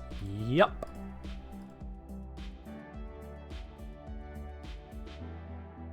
It's a manageable menace, but it's a menace. I'm just going to straight line through that, because it's not quite straight. I have the motor control to do that. I don't have brilliant motor control. I will be quite honest. You've all seen it, the number of times I've fat-fingered a keybind or aimed just badly, which is partly why I cut like this, because I do not have the best motor control. But I know sometimes I can make the cut. Like there, I thought about drawing it down there and I could feel my hand already arguing. It would have gone askew.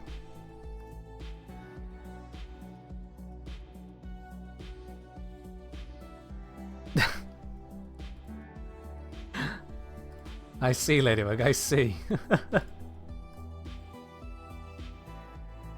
Well, I hope your partner has a fun time at that.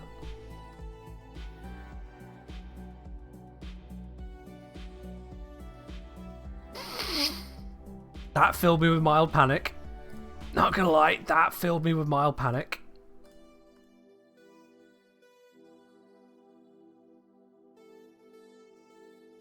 Accidentally clicking the scroll bar, the whole thing just juts off to the side. Like... Don't be gone. There.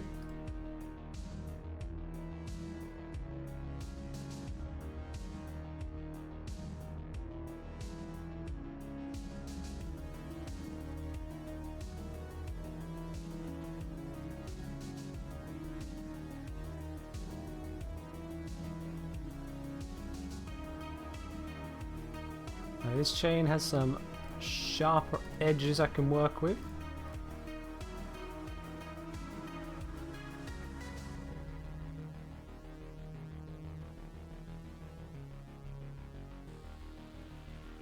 That is a little bit easier. That was not well placed. There we go. You've only joined the live 4 times? Oh, fair enough. I just sworn you've been in here more than that, Were Ray. Fair enough.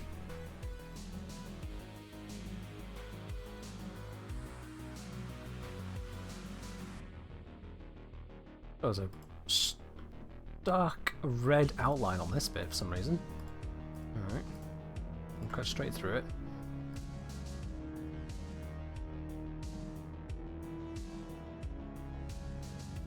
Away.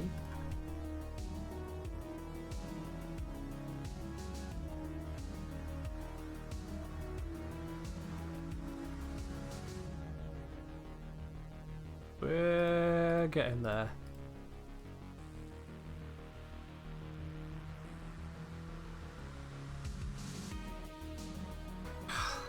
They'll do. I'm not going to go back and fix that. What are we looking at there? Ah, we're onto the head of the throttle. That's why that blue's coming in. Okay.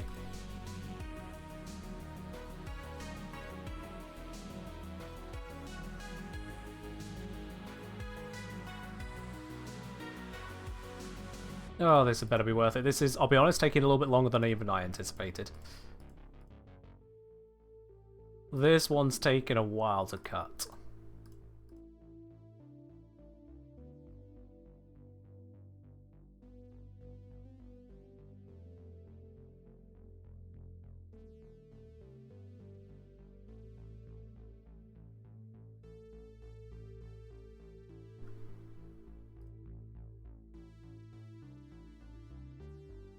Go, and then up this interior edge, get to there, come back down the other side.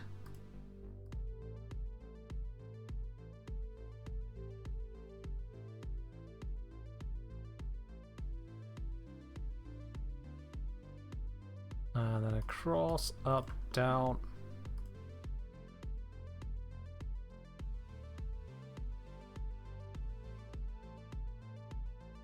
And back up the other side. The one saving grace to this, I suppose, or the one thing that can humble the feelings of frustration of cutting around this, is imagine it this way. We are cutting out a 2D image. The artists over at Digital Extremes, they needed to create the entire 3D Harrow that we are meddling with here. So where I am merely cutting out the image, they had to render from scratch the whole ass model. When we consider it in that perspective, even with any number of artistic tools they may have at their disposal, you know that this was just as much a pain, if not more so for them. Even with all their talent, with all the possible tools and experience behind them.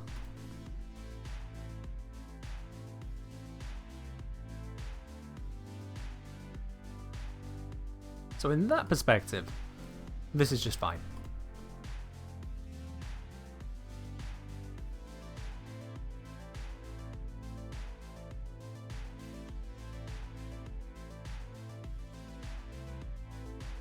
At the bargaining stage?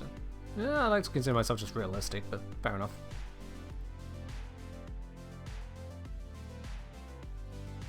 Yes, I know that was supposed to be a joke. I will continue to naively miss every single one of them.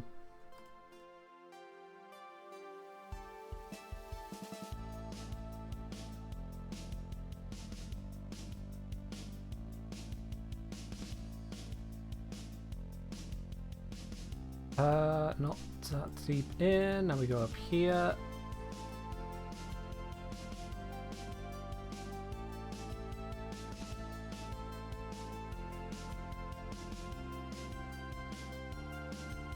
Up around the other side.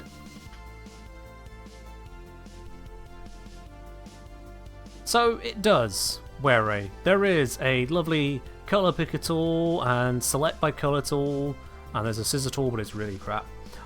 Here's the thing. Look at these colors and tell me which color will be the correct one to select. Cutting it out is the best way. It's just far too messy and similar of an image. I'd be spending so much time fixing the bits that didn't get selected correctly. In a more professional tool, it may be able to properly understand and cut this out in a fraction of the time.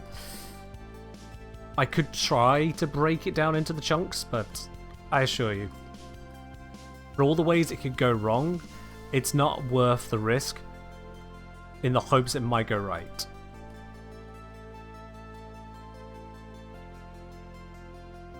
It's just not worth it.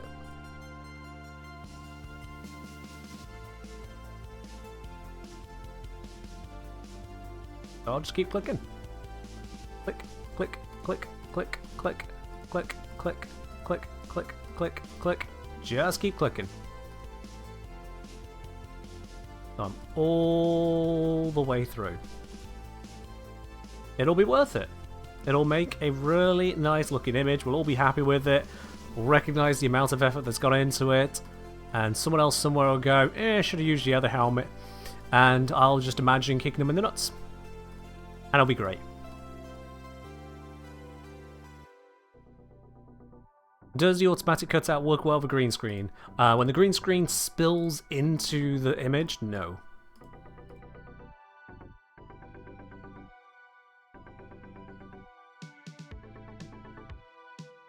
Is GIMP like a free or open source Photoshop? Pretty much. GIMP is an image manipulator program that is free to use.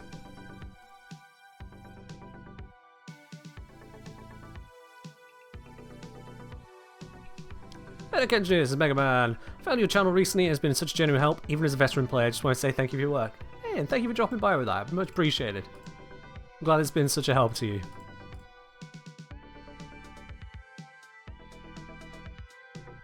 Alright, yep, we go out and around this. See, that's why I don't do those. Shrink it away. Oh well.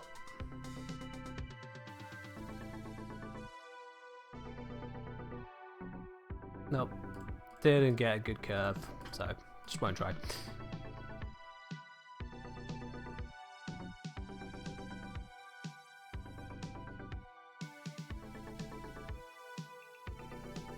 Esprit, very simple, my kicks are stronger. You saw the squats. My kicks are stronger. Sends a certain message.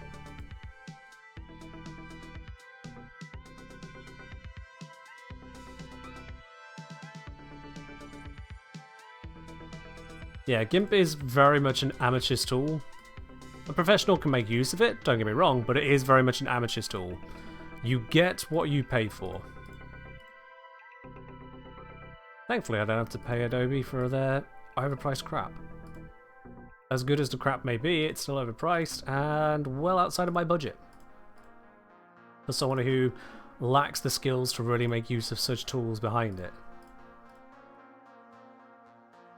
And lacks the desire to use such an ecosystem.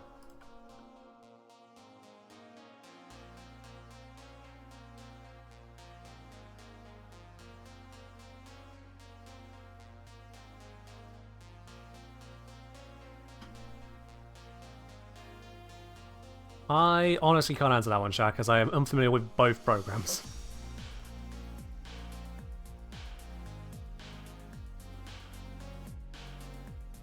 Most notable is that GIMP does what I need it to do, even if it takes a bit of time to get there. I'm used to everything taking time to get there, let's be real. considering virtually every skill I utilize for actual video editing, development, thumbnails, audio management, all of that is basically self-taught or from occasional YouTube guides where maybe one or two details are actually salient enough to help. When you consider that kind of circumstance as a creator, yeah, I'm just kind of putting together what I have and can use. It's a whole bunch of good enoughs. Time and time again.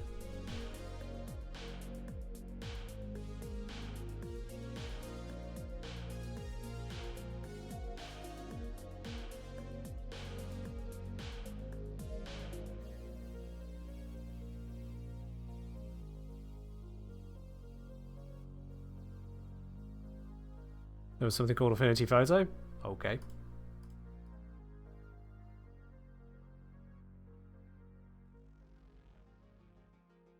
There was something once upon a time called Coral Draw Plus. Might still exist. I'm fairly certain if my granddad was still alive today and he saw me doing this, that would be one of the first things he'd talk about, even if it wasn't the correct tool for the job. He loved talking about that program. No particular reason, he wasn't good with it. But he loved talking about it.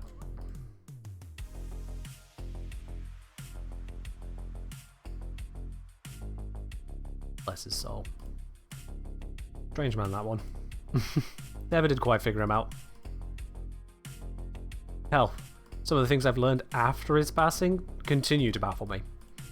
Never figured that man out.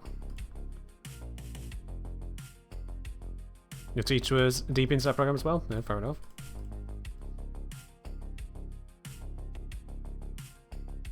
There's a fan of everything out there. There's a fan for everything.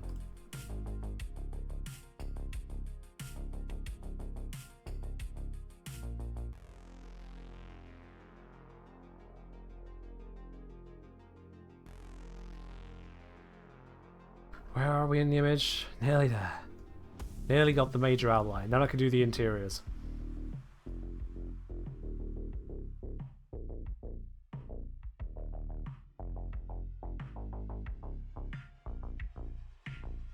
Is this the same relative? Had the coin collection I mentioned on Discord one day? Nope, different relative.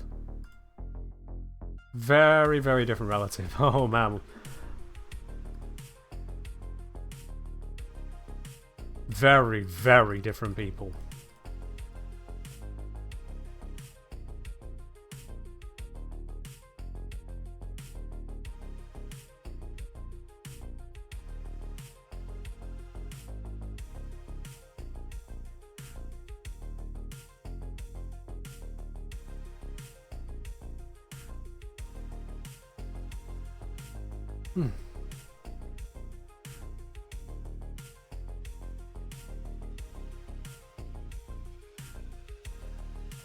Are all my relatives eccentric? I think everyone is eccentric. When you really get down to it. Every time you get to know someone, either they seem normal, or you finally learn something about them. I don't really think there is a person alive who isn't some kind of eccentric, even if that eccentric is to just be so utterly devoid of interest that you wonder how they manage to bathe themselves. Everyone is some kind of eccentric. Esprit, let us not forget a conversation you and I had that ended in some very stressed word exchanges about the topic at hand. I won't go into detail. One, it was a private conversation. Two, it got political. But suffice to say, everyone's eccentric.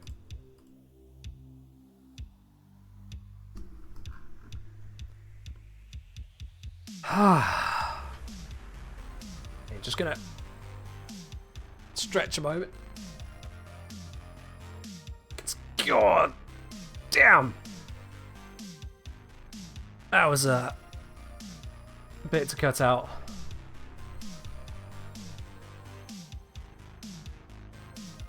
Ugh. Bit of a headache from that stare. There we are. Whew. Do I know if Warframe's going to make their own wiki page instead of a wiki fandom? I don't know, sorry. Don't forget to save the progress. It's locked in. It's in the, let's say, the undo history now. It's locked in as a selection. Now the inside bits. Now this, I can usually get away with using the color tool straight out, because it's so harshly surrounded. That'll do. So bits like that, I am safe to cut in. But I have to be very aware of things like that.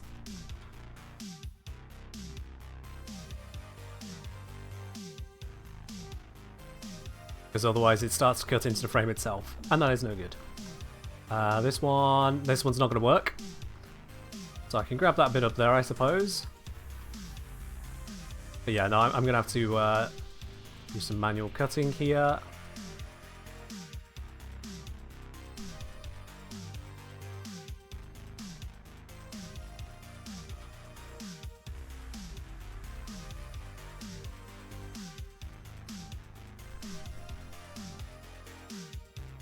Oh.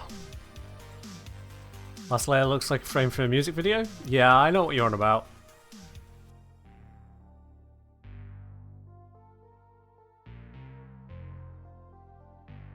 It's rude orange, right? No, evil but not something like that.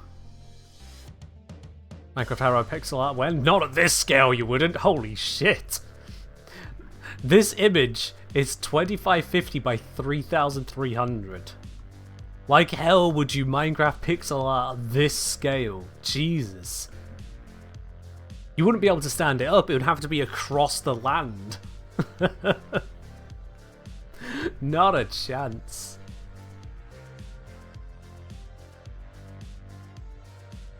Hey. Again, that color variation. Bloody brightness contrast bullshit, that's what we're working through.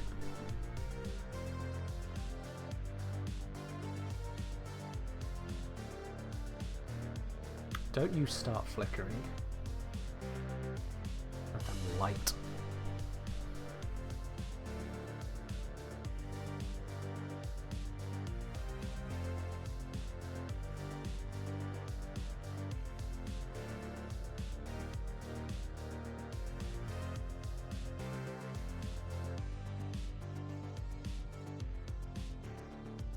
Very carefully does it. There we go. And we got some blank sections. Fine, I'll manually select those. Screw you. Yeah, that didn't select very well. Oh.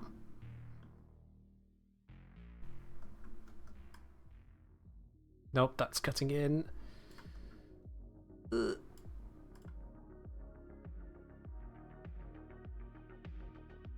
Come on.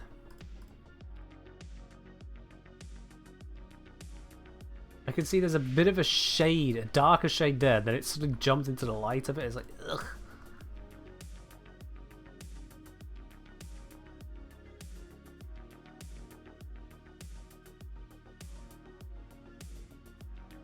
That'll do, you know what? Solid, that'll do. Now, there we go. This section is absolutely not grabbable. Look at that. Oh, actually, no, that's going further than expected. Yeah, I run out of space to drag it further down, yeah.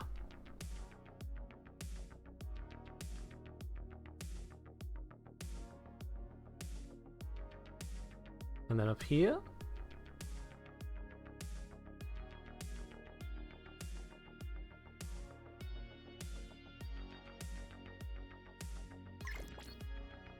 Who's messaging me in game? Why are you messaging me in game? What possible reason could you have for messaging me in game right now? Come on, own up in Twitch chat. You're gonna be here.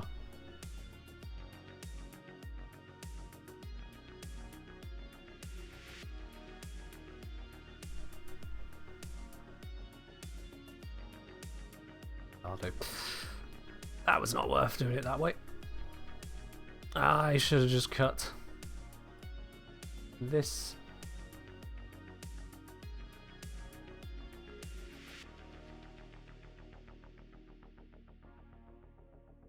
I'm on hand. Don't fail me now.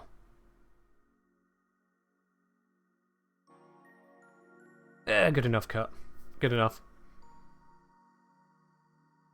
Evil orange, not that malicious banana thing. Joe.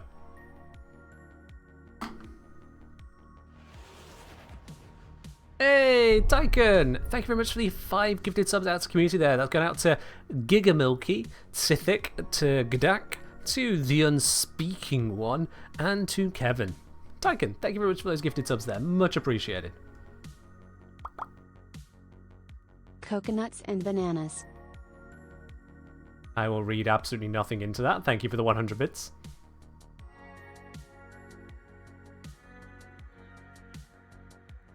Drag this all through here. There we are.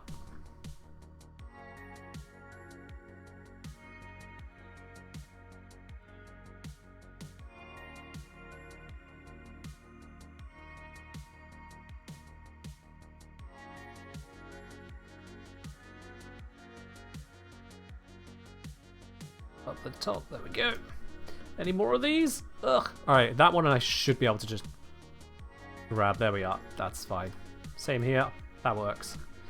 Okay, those are the interiors down the chain. Along the hand. Missed this bit here. There. And there. Please do not mind those strange sounds. They happen. Anything up around this way? Yep, over here. This needs cutting out. That little sliver needs cutting out. Let's do these both.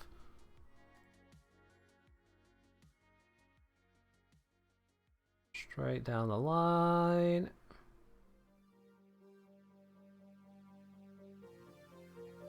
Up the side.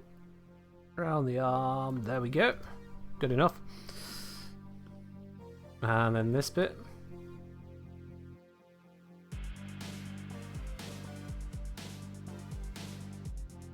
One hand. There we are.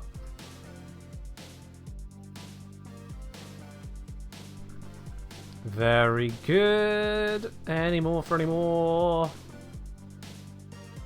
I think that might be all of the interiors to take out. We've got a very solid Warframe throughout here, so this is fine.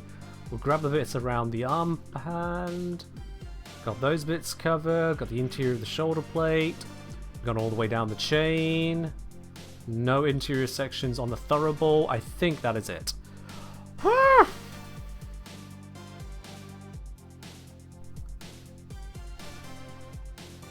The new layer.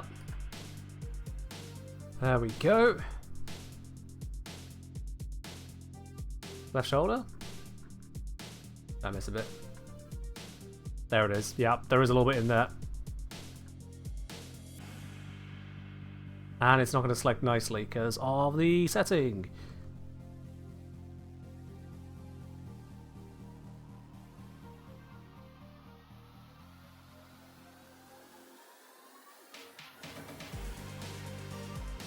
There we are.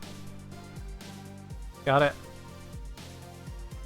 That gives us the harrow fully cut out. So we go from bright scene, dark scene, was it worth it?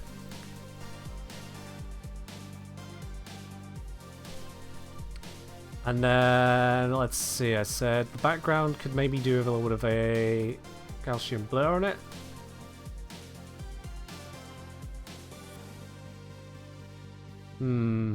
Maybe not. Cancel that for a moment. Let's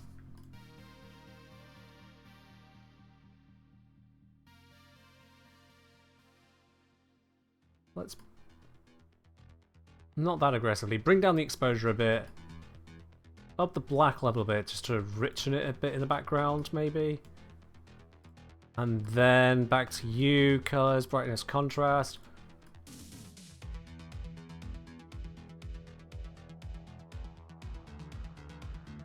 It can stand out just a little bit more.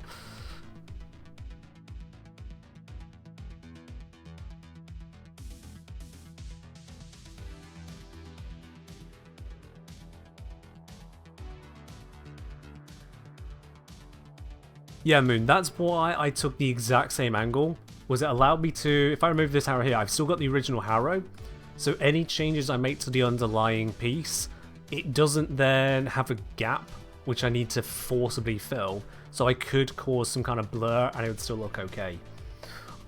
Because if I didn't have a arrow underneath and did a blur here, then the outer edges would gain transparency and that'd look weird. So that's why I needed that approach. But otherwise, this does allow me to just kind of cut it, and basically, we've gone from original to that, well, edited background to that.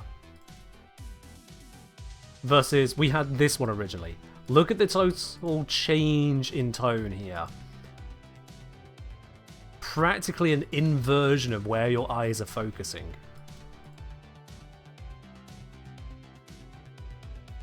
Yeah. Brings it much more in line with the kind of character we got going on with the rest of it. That is a huge, huge difference. And I would say 100% worth the time taken to cut it out. It's taken a long time. There's no getting around that. It has taken a very long time. But for the same pose, same position, damn near same everything else, we now have it. I am going to move it across a few pixels. Not that many.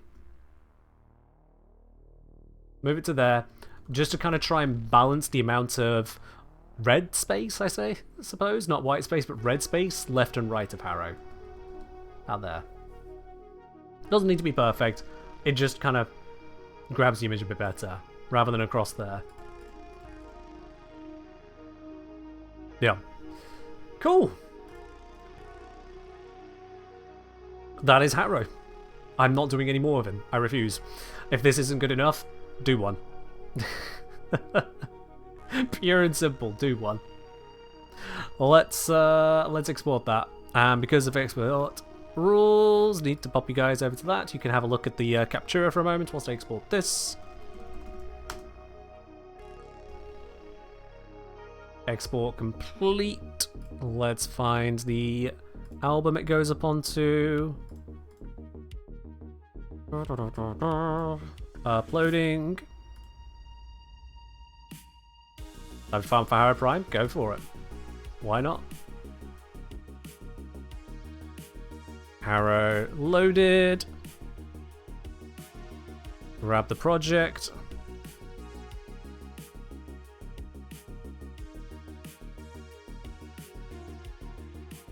And then we jump to, oh, let's copy this bit from the Jaya section.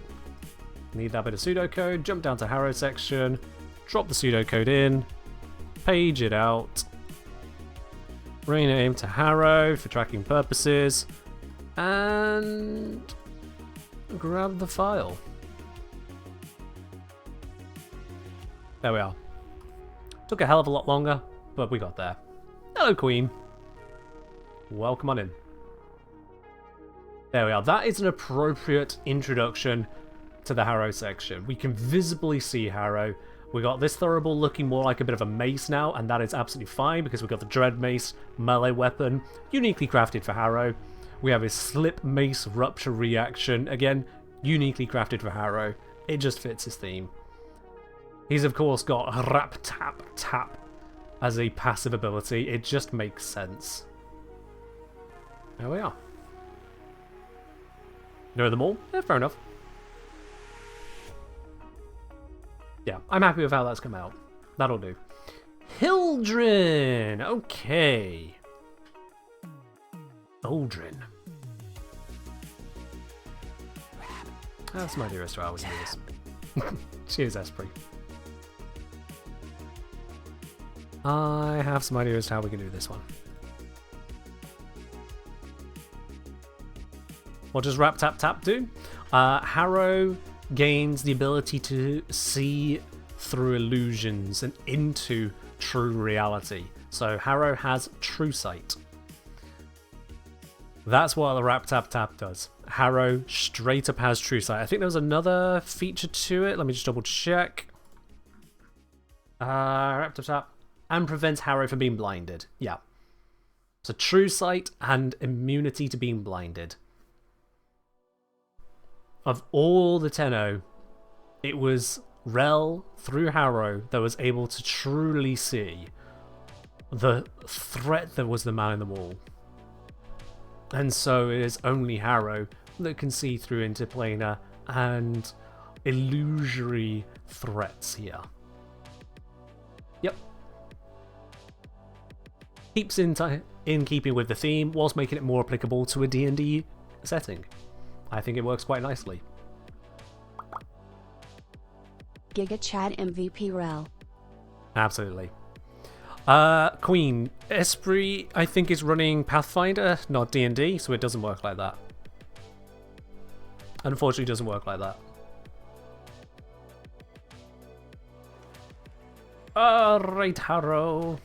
Are these for 2024 D&D rules or 2014? Originally designed for 2014. Good news, Snake Eyes. Both are compatible. You can use 2014 monsters in 2024 D&D. They're compatible. If they were not compatible, I'd have given up on the project. Rappity tappity tappity, Huwo. Is me the man in the wall, uwu. I'm not thanking you for that one, Esprit. I refuse. Right, what was this? Hi, do you mind helping me with Duvir experience? Need it to get my bursting cannon.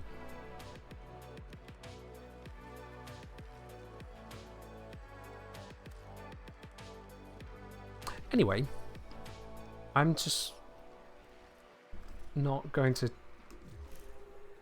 give the time on that one. You respond once, you'll be responding every time.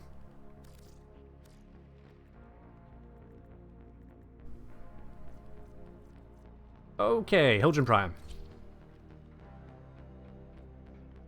Let's bring out Hildren. We're going to need a brand new setting for Hildren. We're going to want something really nice and bright and stark and ready to show off everything that Hildren's got to show off.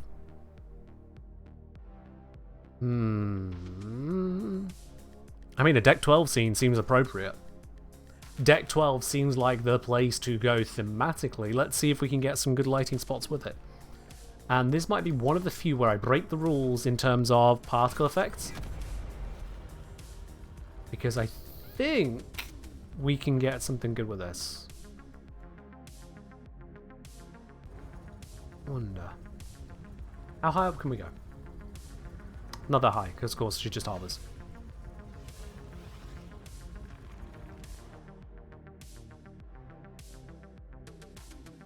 Now, what if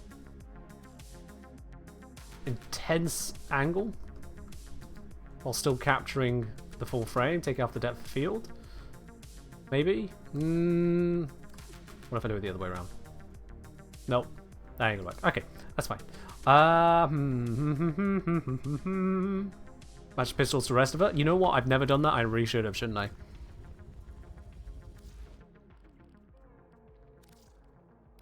There we are.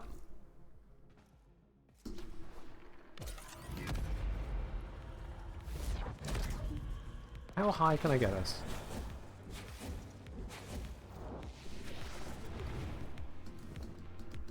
She won't jump off that. Can't jump on those cables either, apparently. Okay. But I can get up here. How high up can I go?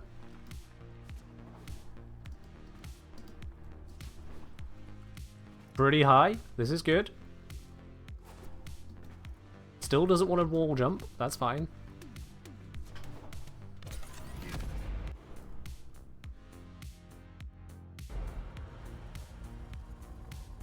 Yeah, so she rapidly descends. What have you done to your leg? Poor lass, that's gotta hurt.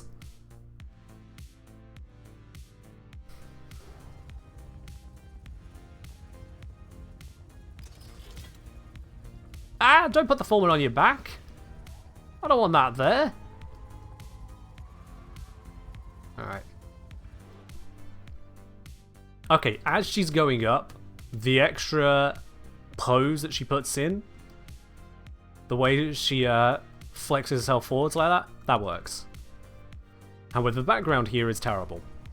Now, someone did suggest, of all things, The artillery cannon scene, and you know what? Despite its sci-fi-ness, that might be a good shout.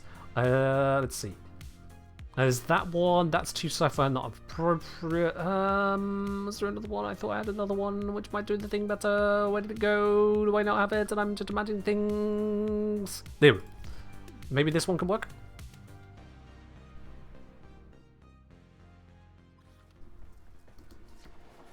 Maybe? Maybe not. No.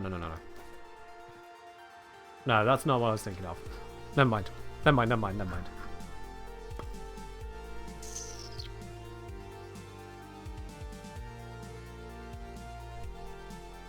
That sounds rather rude, Queen.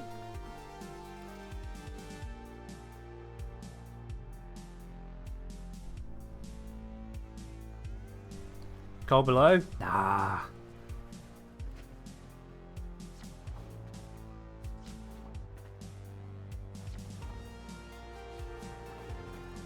I swear these usually look a bit more glowy.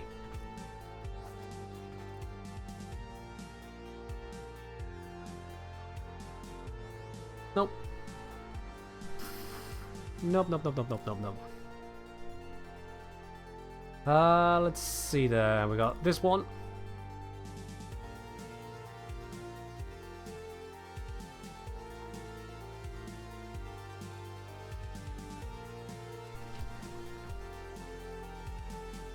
Well, at least we can stand here at the moment. You do that during a mission, you perish.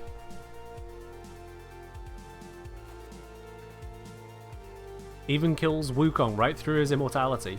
Just goes, nope, you're dead.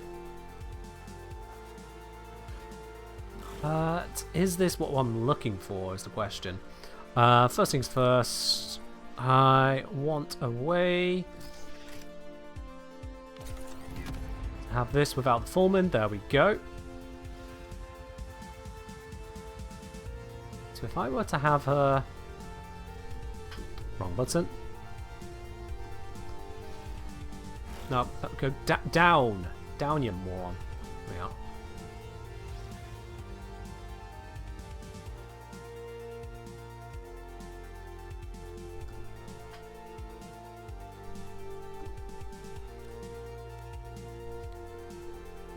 Usually the depth of field on that looks weird. I'm losing detail because it's kind of a washout. If I go without depth of field, I wonder if it looks too sci-fi in the back there. I was hoping it'd fire so you could stand in front of it and have the explosion behind it. Yeah, I don't think they do that in the captura.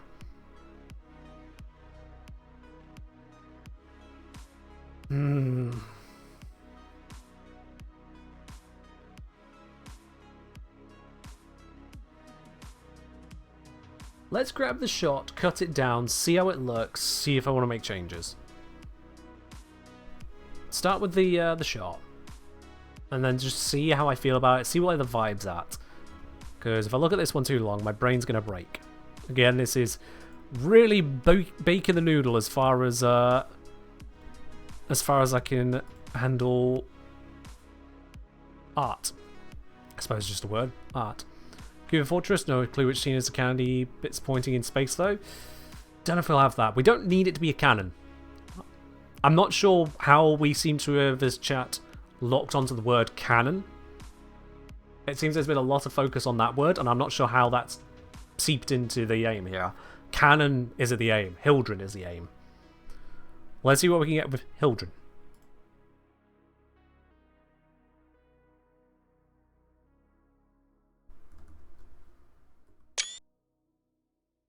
There we go.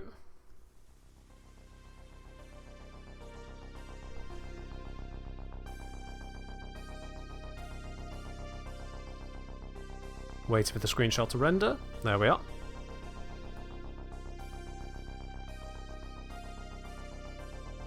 You think the open sky and cliffs might work? Open sky and cliffs might work, but that would be separate from cannon. Cannon is now cannon.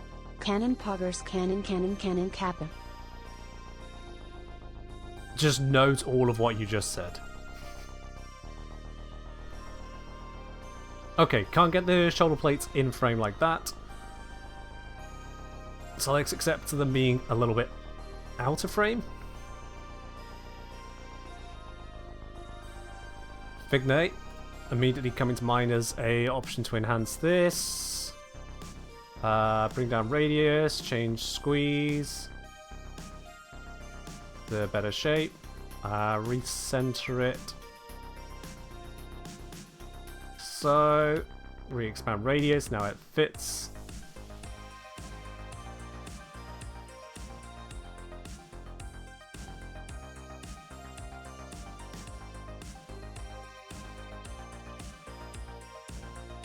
Yeah. Yeah, I like this, actually. It does have a sci-fi bent to it, but it's a sci-fi bent that can be kind of mentally twisted into just some more obscure arcane contraption. But contrasting with the Harrow that came before, this is a complete breakaway in terms of the visual feel of it, and adding in that little bit of a Vigna as well kind of sells the energy behind her a bit more.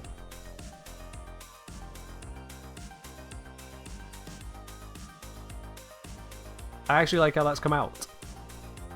The pose is nice. It is a nice pose, yeah. I don't mind the hovercopter bits being slightly cut off on the top right of the picture. That works. If anything, it's fitting that Hildred is too big for the shot in that regard. It's fitting. Yeah, she's got the pose. We get the impression of the hover. We get the impression of her kind of looking down on it. Yeah. It works out. Much like Hildred does. So, let's export that one. No further adjustments needed. I realized this entire time you guys did not see the editing I was making. I apologize. That's what I've made of it. I forgot to switch the scene.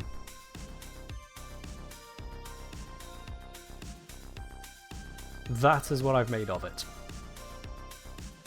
Including the Vigna, making the difference.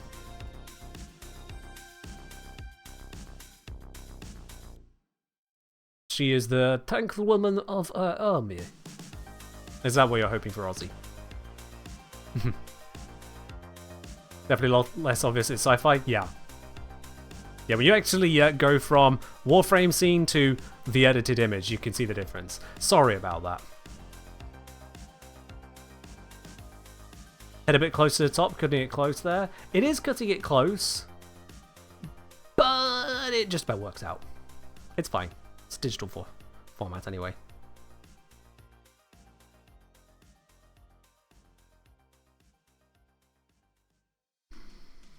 And now let's absolutely break it. Not you. Let's go. Bop. Yeah! Anyway. Yo! Scotty Sherwood, thank you very much for subscribing with your Prime. Welcome into the channel proper there. Enjoy that lovely blue badge next to your name, the emotes, and all the other bits and pieces that come with being a subscriber here. Cheers for that. Oh. Thank you very much. Let's go say, found you through the Zero to Hero stuff, got me to try Warframe again for the first time since 2015. Wow, that is a while back. Logged 30 hours in the last 4 days. Don't know whether to thank you or hate you. I am not responsible for your time management, let's just put it that way. I've shown you something interesting, now you need to see if you have the ability to make sure it doesn't override responsibilities. But as long as you can do that, enjoy the game, Scotty. Welcome on in. And thank you again for dropping this up here, much appreciated. Much appreciated. Yeah, I'm happy with how this children's come out, so let's switch back to the Warframe scene so that I can safely export this without leaking things that shouldn't be leaked.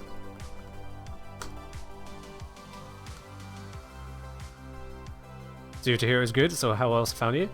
It's honestly surprising to me just how many people are saying they found me through Zero to Hero. Like, this is brilliant, it's genuinely brilliant. I'm just also genuinely surprised how many people are saying it.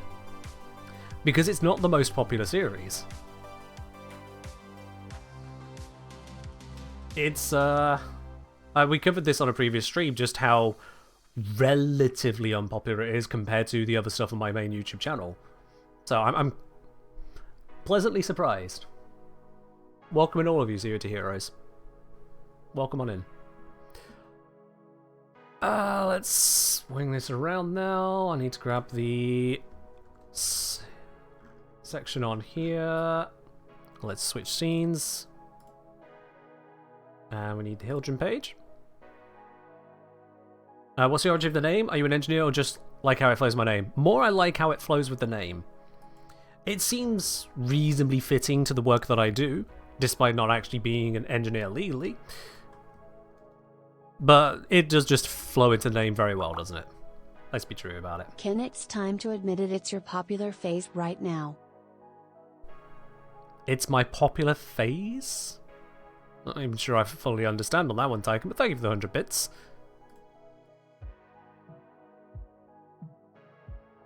Let's grab Hildren, upload to album. This will come through shortly. Still waiting for Dan's Mugbag time to get those delicious Archcom pieces. We'll get through Dan's bits and pieces. Dan is focused on defeating the Murmur on Steel Path, remember. The Harrow capture slaps, perfect. It does work quite well, doesn't it? The time taken to cut it through was absolutely necessary, and the result does pay off. It does pay off. However, this is the Hildren page, not the Harrow page. So now that's fully uploaded. Let's put that on here. There we go.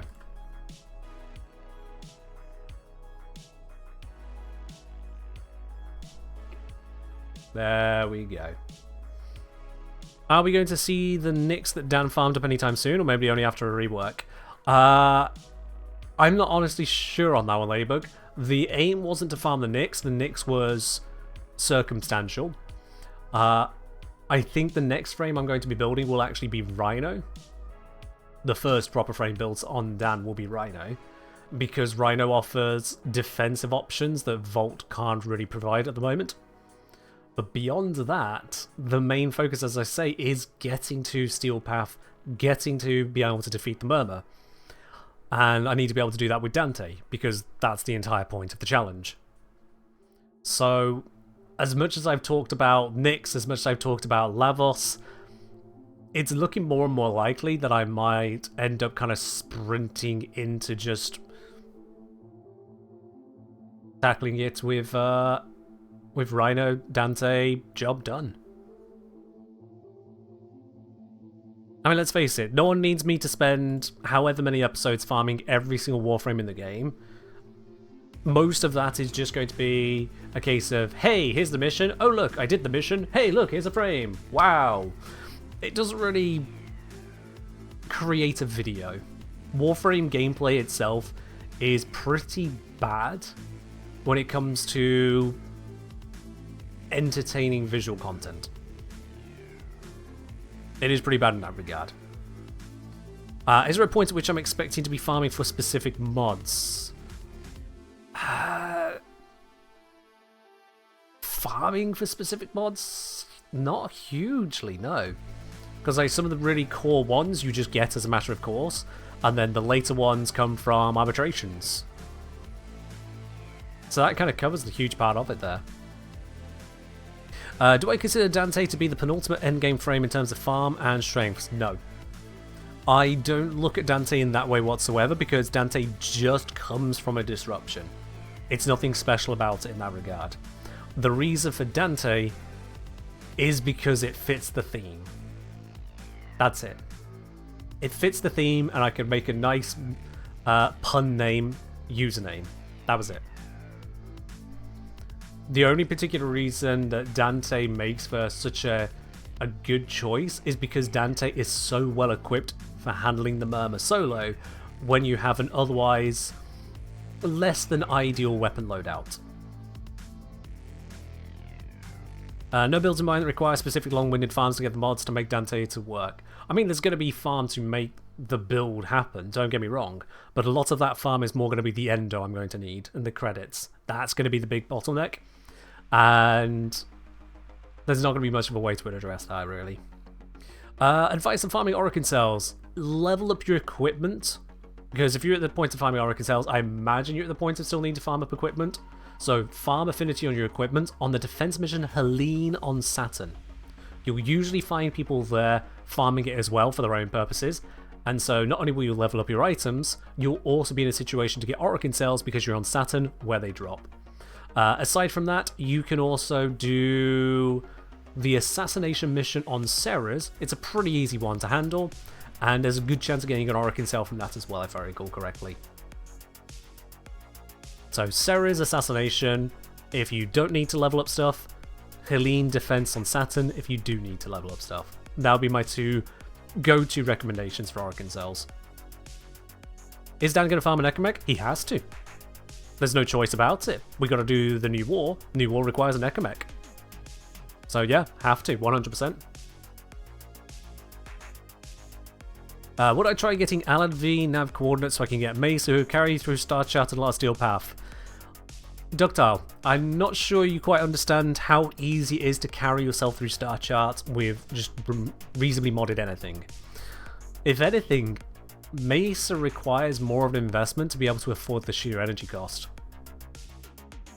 She is an expensive frame to run, so she's probably not going to be a big one on Dan's radar, because Dan isn't taking it a leisurely pace building up sidewardly. Dan's on a mission. Dan is straight on a mission. You farm Lefantis for Orokin cells? I mean, that's an option as well. I wonder if that option will be less palatable for someone with a more mid-ground equipment. Sure. Alright, Ladybug, you take care. Hildren's done. What's next? We have Hydroid. I mean, there's only one capture scene correct to get Hydroid done on, isn't it? There's only one. Let's switch scenes properly. There we go.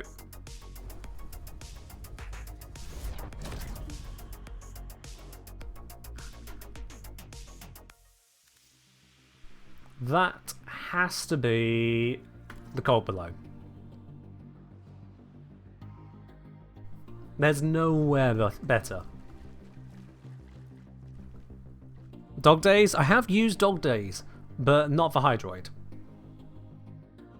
I've used Dog Days for Gara. And if that surprises you, it surprised me too, but honestly it came together nicely.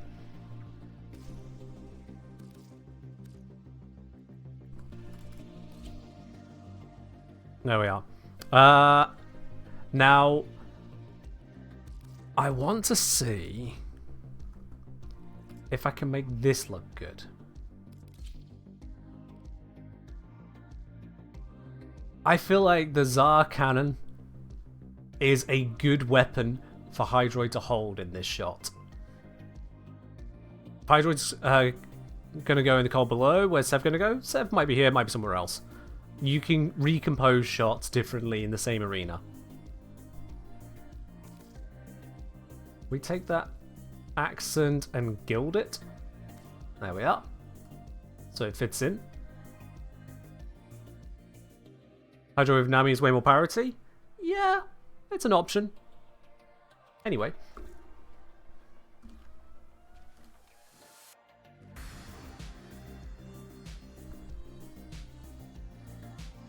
Okay, as much as the ship in the background ruins the shot, the explosion happening over there,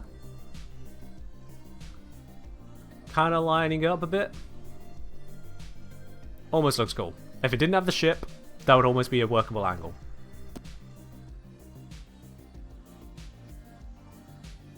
But alas, no.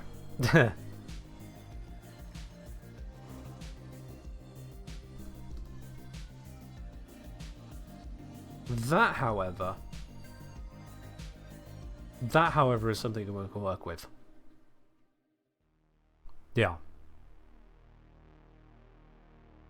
Well, if I blur the ship after shot, it'll still be there, and then I'll just have a blurry ship.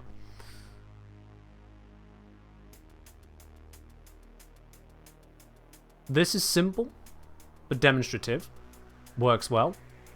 Colliding explosives as barrel. Again, ship. Still ship. Don't want ship. Ship is problem.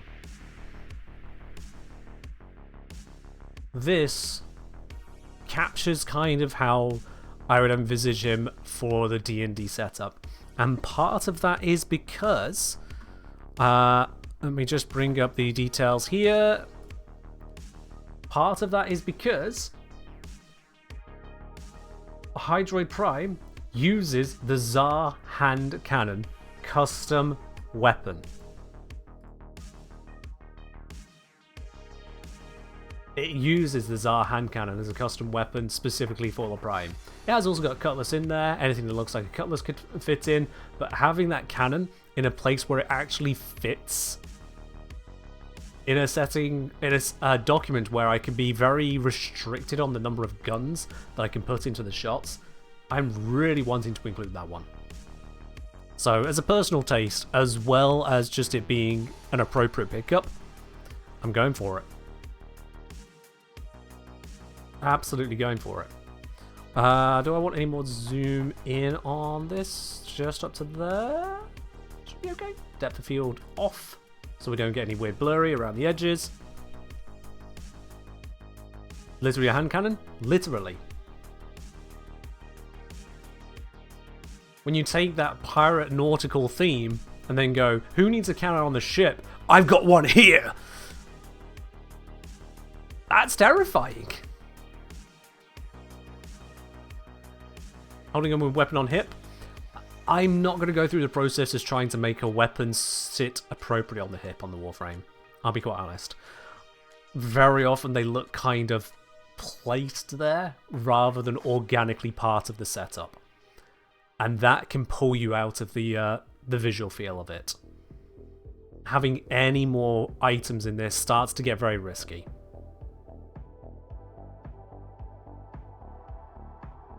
So this right here captures enough of the essence for me. Just works. Hand cannon to you feels more like a pistol? No, that would be a pistol.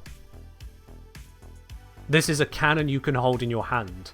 If you imagine hand cannon as a one-handed gun, I feel like you're holding too literally onto the word hand. As if hands cannon would fit better. Hand in this case, hand in this case is more about the ability to handle it, to carry it.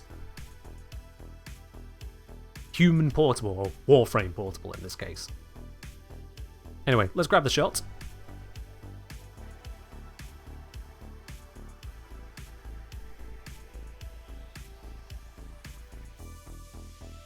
Please take the shot. Thank you.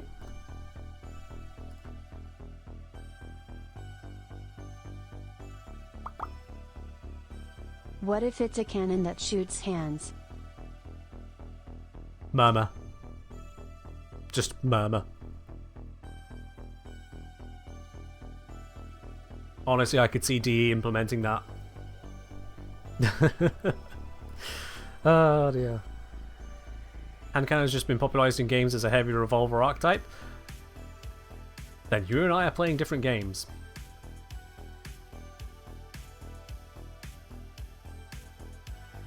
Alright, let's get this into the image editor. Move it over. Switch scenes, y'all can see that.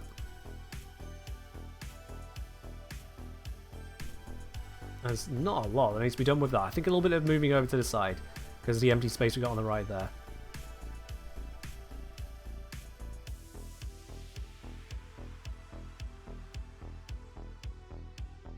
Yep, there we are.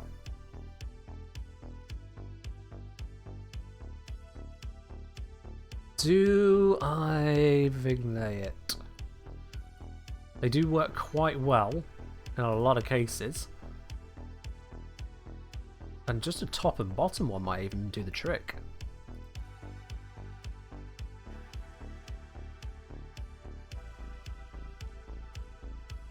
Yeah, I don't think I actually want to make any edits to that one.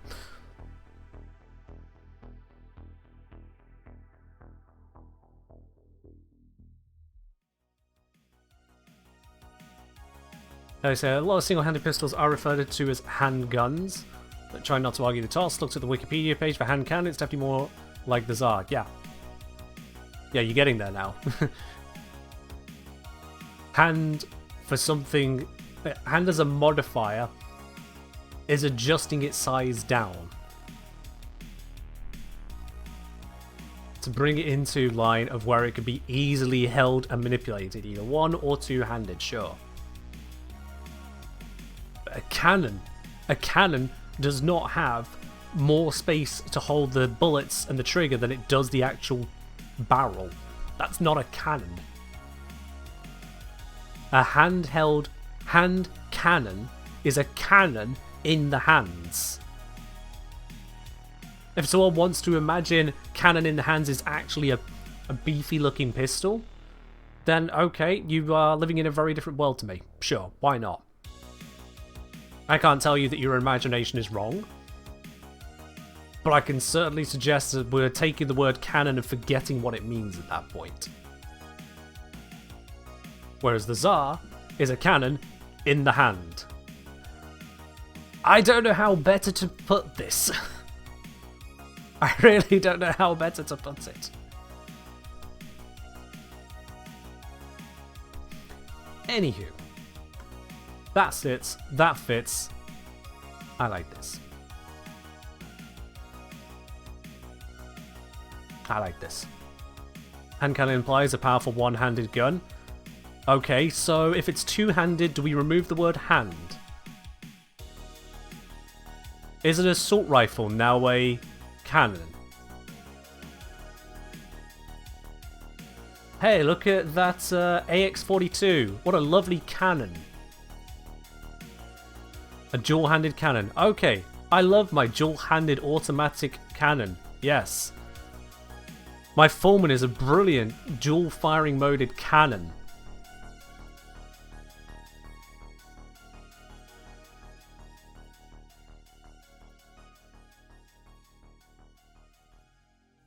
Let's equip the Gorgon. It's a machine cannon.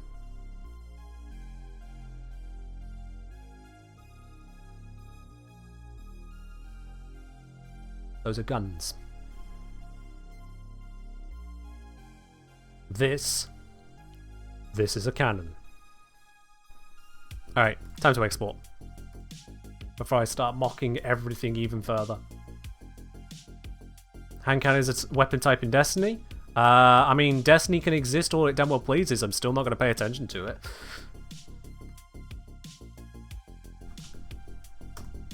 There we go. Hydroid export. Done. Time to do the upload. Hydroid uploading. Did I know that water is water?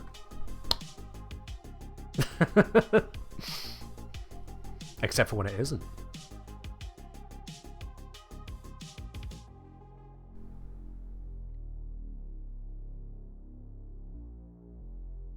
They say, I mean, I'm on your side now, Ken, but can't help but feel a little gratified having this many people on the same page I was originally.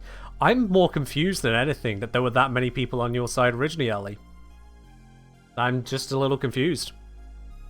Water is wet? Is it? Is it? Is water wet? You know what? Let's not go down that road right now. Because that's perilously close to is water a rock? And the answer is sometimes. And people don't like that.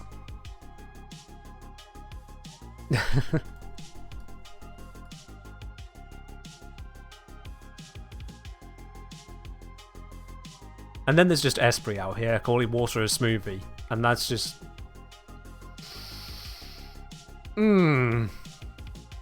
Let us not. Irish soup? Gazpacho?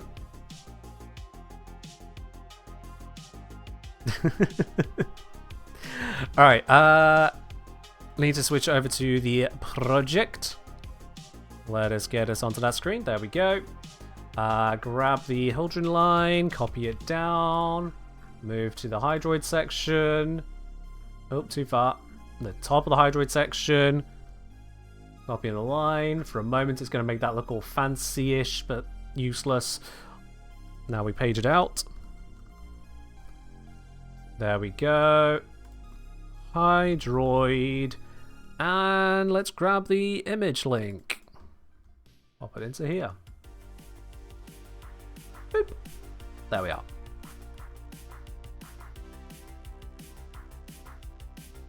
There we are. Water is lava. Water can be lava, not is lava.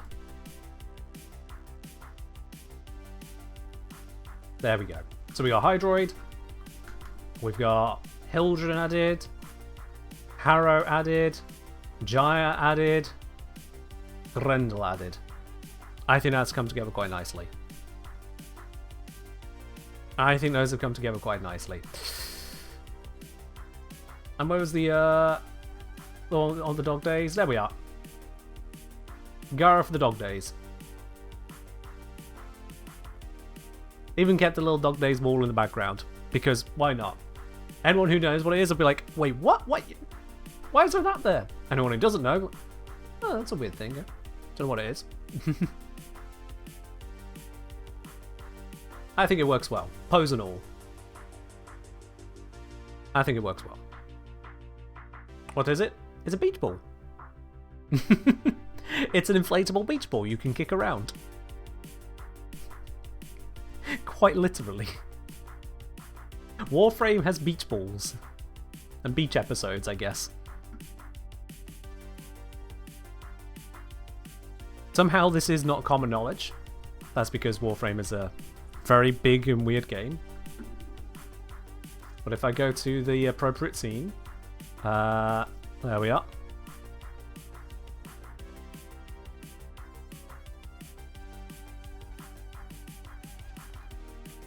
Oh. Boop. Beach ball. Does not respond to cannon very well. Responds less to laser. How about glaive? Not at all. Boop. But we can slide into it.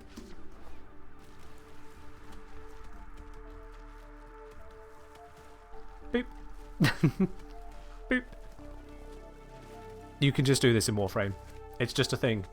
And occasionally you find a whole stack of them. Bonk.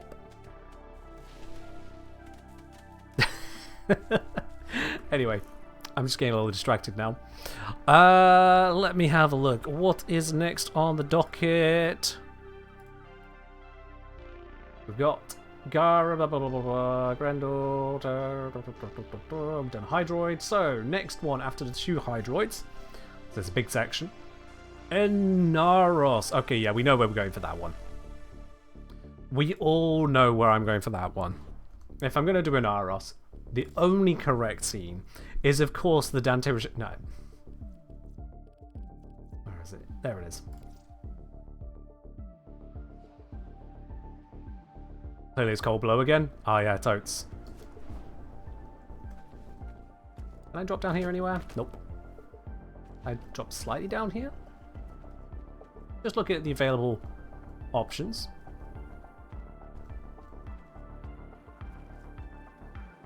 Okay, it's right there. There we are. You haven't played this quest yet? Okay. Well, spoilers. It goes to Mars. And you find weird drawings.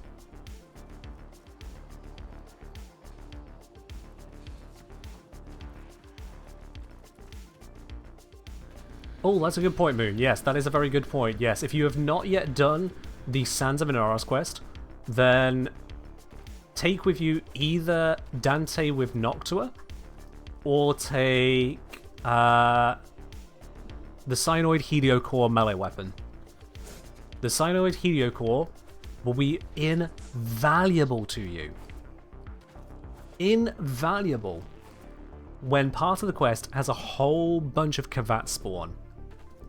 Because by killing those Kavats with the Cyanoid Heliocore, and specifically the Cyanoid Heliocore, just to be clear, Don't use other melees. Don't use Helios for this. You want to use the Cyanoid Helio Core.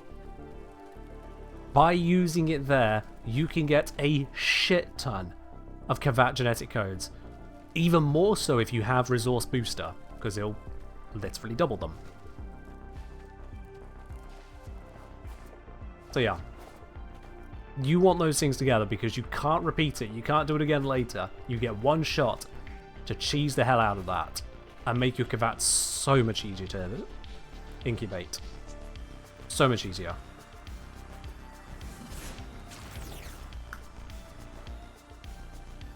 Killing, you are able to hear me right now, aren't you? You do hear me, rather than just reading in the chat? Just out of curiosity? I was answering you. Can you redo the quest? I don't think you can, no. Regular Helio Core doesn't do it. You're in the middle of an ad? Were you? Oh, okay. Well, that's unfortunate. Subscribe! Let me just double check on the normal Helio Core. Helio Core, Warframe. So I know the Cyanoid does, but does the Helio Core?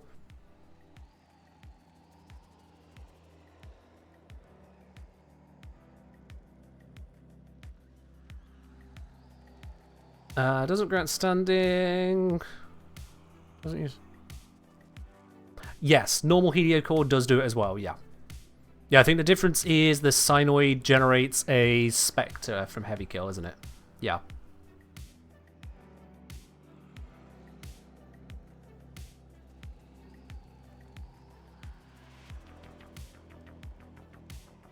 You found the Cyanoid didn't scan them, but the Helio did? No, they both scan. You just need to make sure you get the kill directly with the weapon. Directly.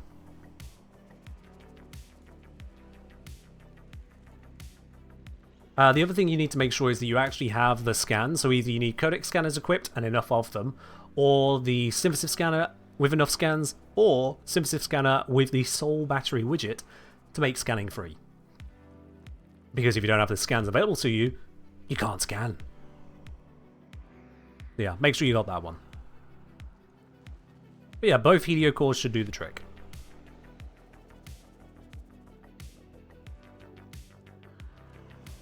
You like the look at Hydroid Prime? Yeah. It's honestly a great look. I've got him basically just default look, because it just works. I think it is actually just straight up default. Yep, default. It just works. No complaints. Also, I love how the gun now looks mustard yellow, when in the previous scene I put the yellow on specifically to give it that prime look. How is the yellow different from Hydroid now? Oh, let me just check back my image.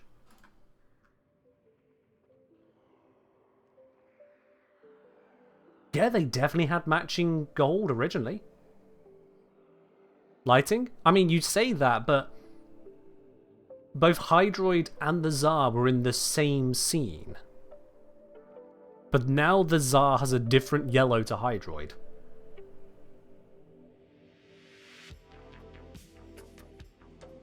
Same scene.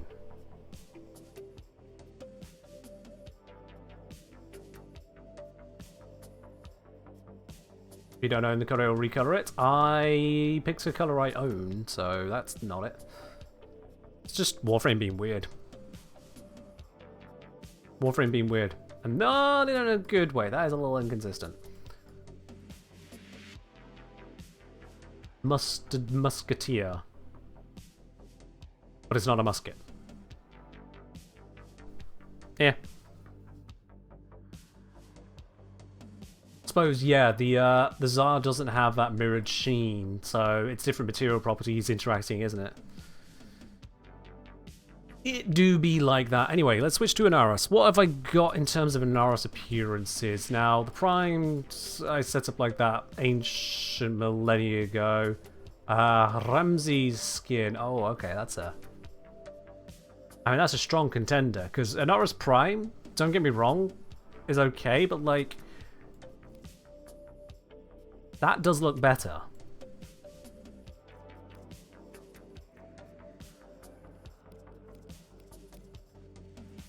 I could try... but not that. Not that.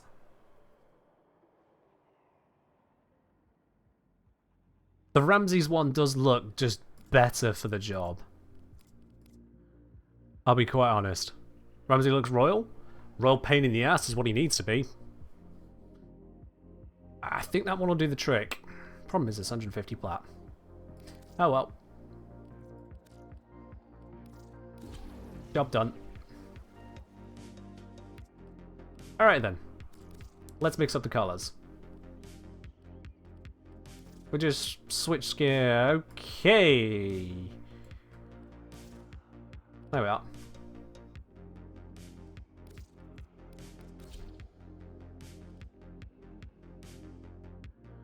Not the collection for the other unique things? Nah.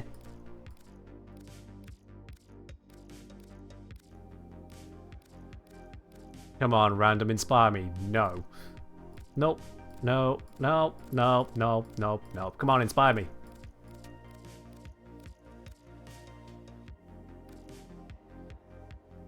I don't know why, but this just feels Wukong.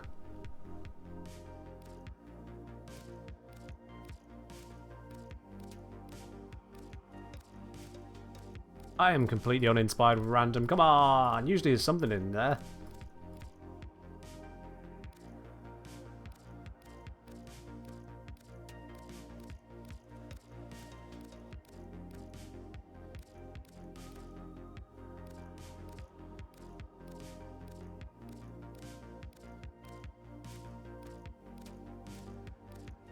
I'm not getting inspired with any of this. Oh, that's not a good sign. That's not a good sign. How do I compose a shot if I can barely compose a frame? Would I like to see your NRS config? You know what? Sure, Esprit, send it through. If you've got it to hand, send it through. Gold and purple are typical Egyptian. Well, I've got gold.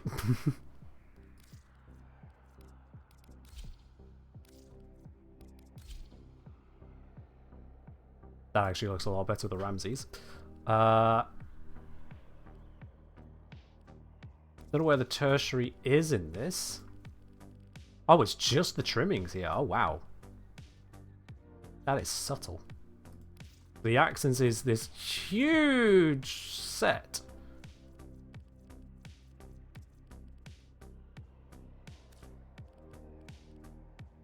And then secondary here, if I want to mute that a bit. No. No. No.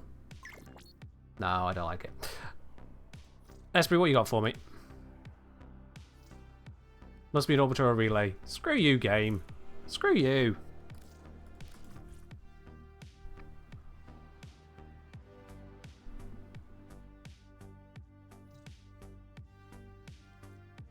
Alright, let's see what we've got here. Okay, so that's Spinneret. Yeah, that's Spinneret on there. A lot of colours I don't have, but I can find substitutes for it. Shoulder plates are, well, a thing.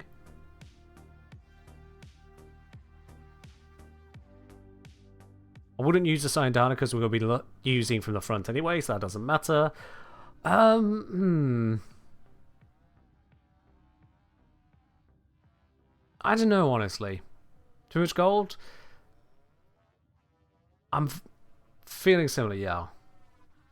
That white gold look is striking, but... Any points to the colours? Fair enough.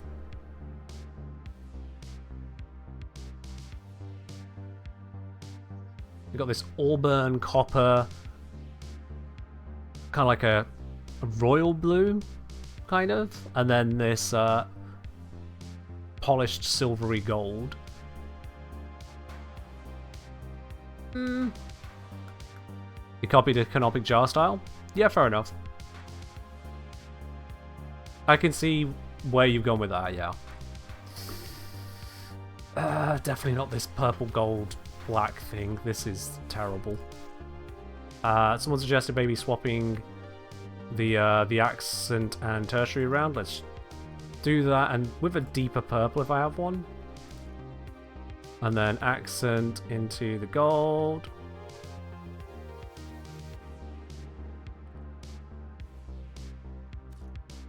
And then that's secondary. can I get that into a darker sandy look?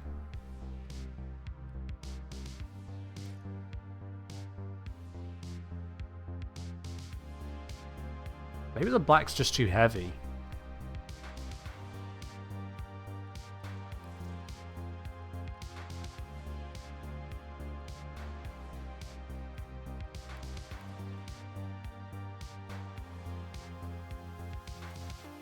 See, now that's just too much gold. But I could then potentially change out this a different direction.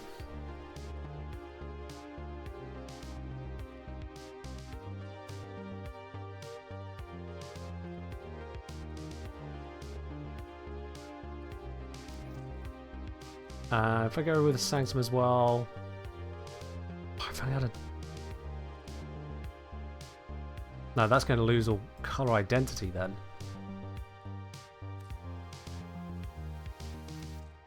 I don't like how much of this is all one flat color.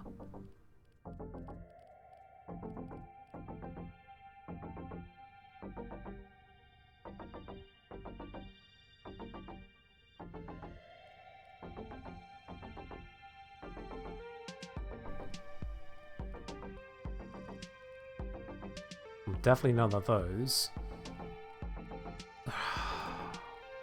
I know so little about fashion! Definitely not that. This skin using so much of one metallic paint.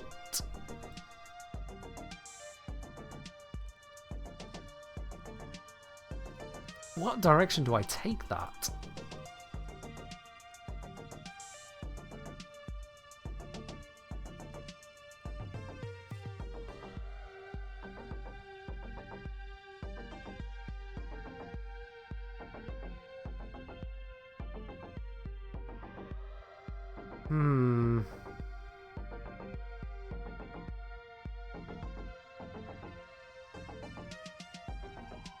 I'm currently using Harrow Noble, which doesn't help because Harrow Noble is far too noble for this.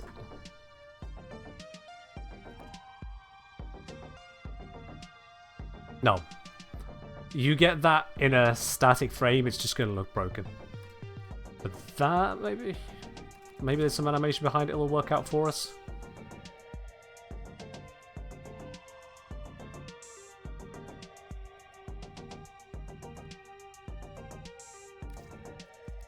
The base prime skin does have more variation in the color, you're absolutely right.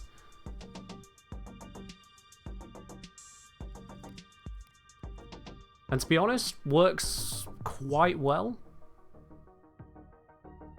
Excalibur Amber Angry, that gets recommended almost every single time.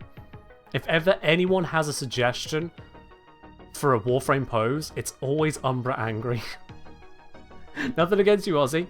It just happens like basically every time. What to do with Gara? Angry. What to do with Chroma? Angry. What to do with Dante? Angry. It's such a common one. I think it's because it's one of the few animations you get for free outside of the Warframe's innate couple. So, you know, you lean on what you know, and you know, well, I can do this, and it makes a frame go, ah, and that looks cool. It's like how most people's first captura is that, that scene from The Sacrifice. Same time, actually, yeah. Oh, wow, there's this captura thing. Oh, that's such a striking scene. I love that. It was great in the quest. Hey, guys, I did this amazing captura of me howling at the moon. Isn't that new? Oh, what do you mean? Someone did it just 5 minutes ago. And 10 minutes. And 50 minutes ago. And 20 minutes ago. Oh. And that also then defeats a lot of people's interest in trying any more. But yeah. Did I deadlock protocol scene? Yeah, that gets a lot of attention as well. Yeah. Warframe's Tower Pizza shot. It is a bit, isn't it? Yeah. Speaking of Umbra, going to do one for him. Already done one. Already done Excalibur. Not going to use Umbra because of the questions it raises that don't fit the answers that the D&D project gives. So I won't be covering an Umbra one. It just doesn't fit. Speargun from more Regal Egyptian stance. Oh, maybe. Maybe. Actually, yeah. Now you might be cooking.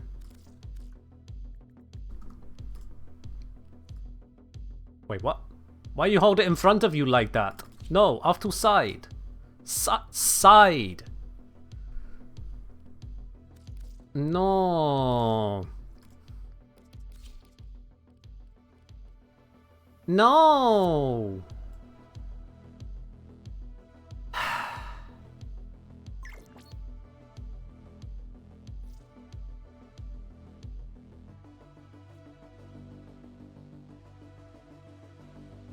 Sorry, this just reminds me of a Cadbury chocolate orange. I appreciate the offer, but no thank you. No animation? No, side to side. No. No. No. Okay, Haranoba holds it to the side? Oh god. I mean, if it works, it works. There's a reason why it's my most used animation set. Yeah, I mean... Yeah.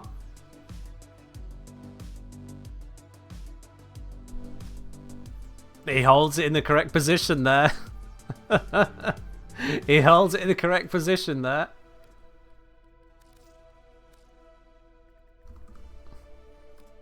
Obviously, we go for the prime. Appearance, copy Warframe colors. That fits in a bit better. There we go. Do I want any attachments on this? Don't think I really do. We've already got really bulky plating all over the place. Attachments would just be busy.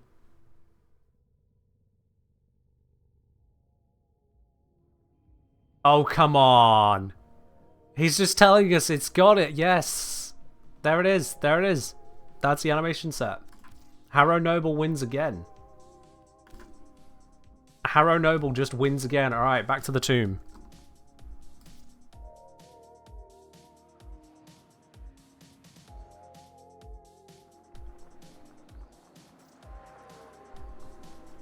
Don't forget to take a break. I'll take a break when I'm dead. Anyway.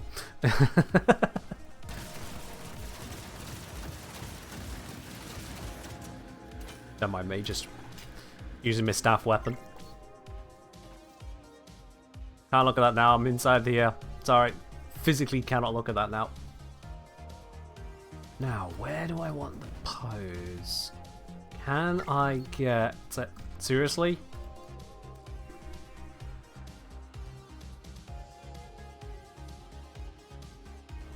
Now, the lighting in here looks a little bit of a pain. Would capturing that statue behind him work?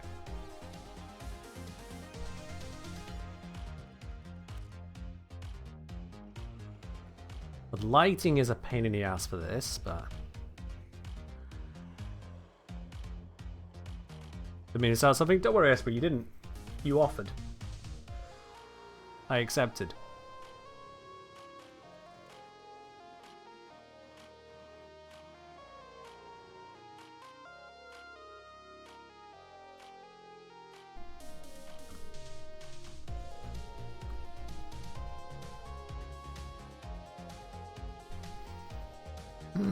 This lighting is killing me.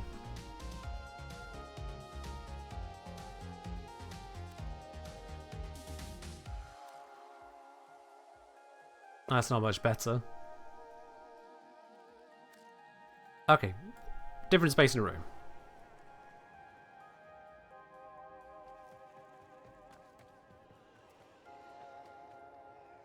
Again... Why do I feel lit up like a Christmas tree when I'm merely close to the light? That's not how light works, DE. That's not how light works. Ah! Is the angle or is he just slightly floating? It was the angle, which also was ruining the shot a bit. DE gets that in a lot of places. Shadowed side? Look at that. There is no shadowed side. Look at it. Bright. Bright. Least bright. And it's where we were a moment ago. And bright. And this one that looks so... It's washed out down here. Look at that. If I look into it, we can see the detail. I look around and you go, oh wow, it's really dark out there now.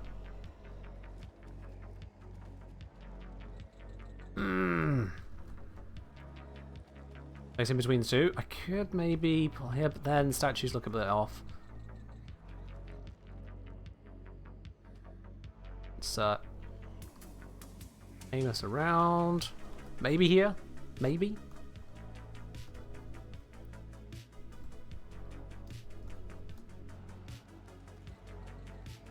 Big gun seems a bit long, but alright. Come on. Come on, do the thing. Do the thing. Do the thing. Thank you.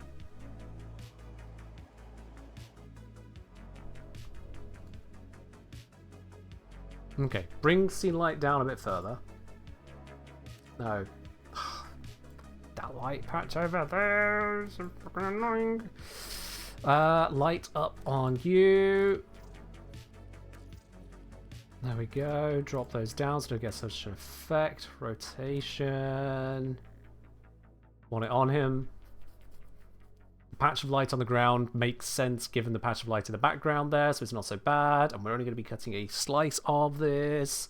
That is actually washing him out. I don't like how bright that is.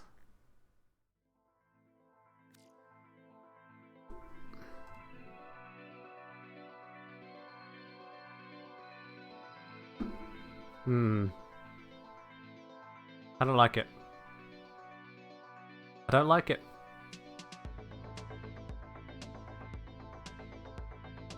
I can't put my finger on it this time why, but I don't like it. Again, it's probably the background is too interesting compared to the character.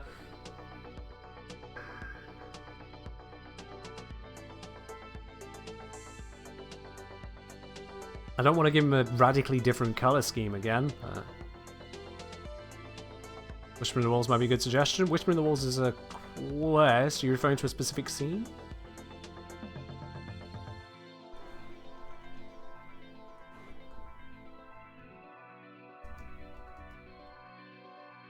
Good point. I can side on somewhere.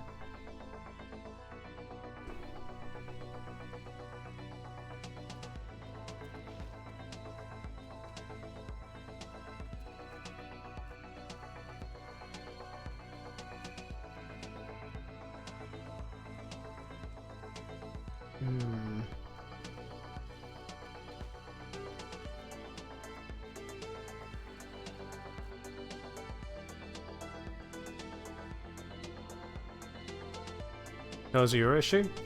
That's okay. Not everyone has full color vision. It's fine.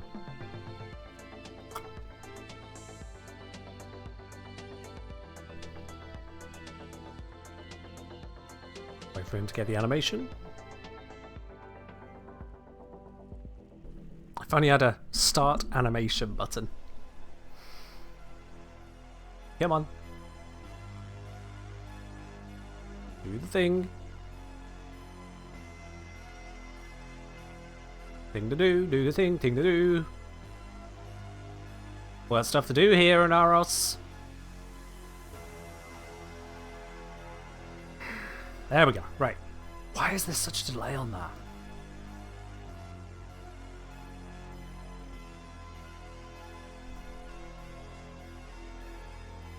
Again, drop that scene light in the background. Of course, the fire back there is still going to activate stuff. If I did that.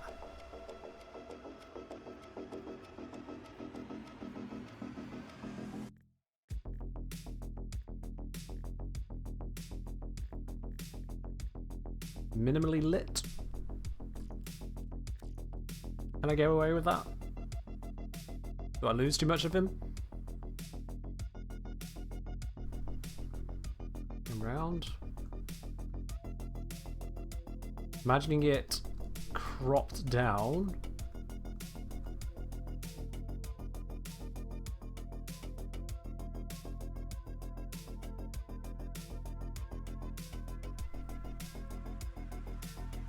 I'm not going to go through the whole process of cutout and lighting again like that.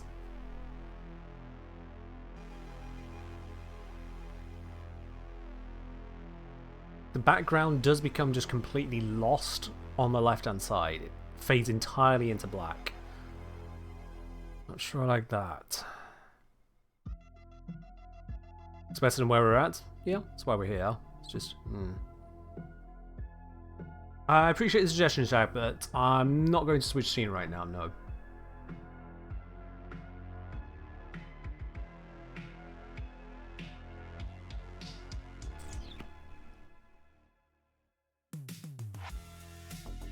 Let's see what I can do with this. Might be a bit of a post job because the lighting lights up the ground and causes a bit of a washout. Yeah. The problem if I turn up the lighting in the background is that the fire down the corridor turns on.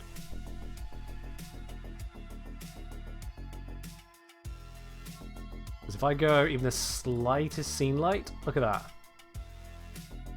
At just 0.2? 0.2 I can get away with. Maybe. This just adds a little bit more life to the background, so that then I can manipulate the photo in GIMP better. Because if it's just black in the background, there's nothing you can do with it. It's black. That's it. That's all you get. It's black. This gives me a little bit more to work with without turning on the flame in the background there too much. It's definitely going to need some work to make this one pop.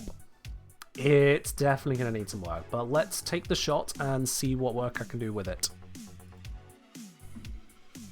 Let's take the shot.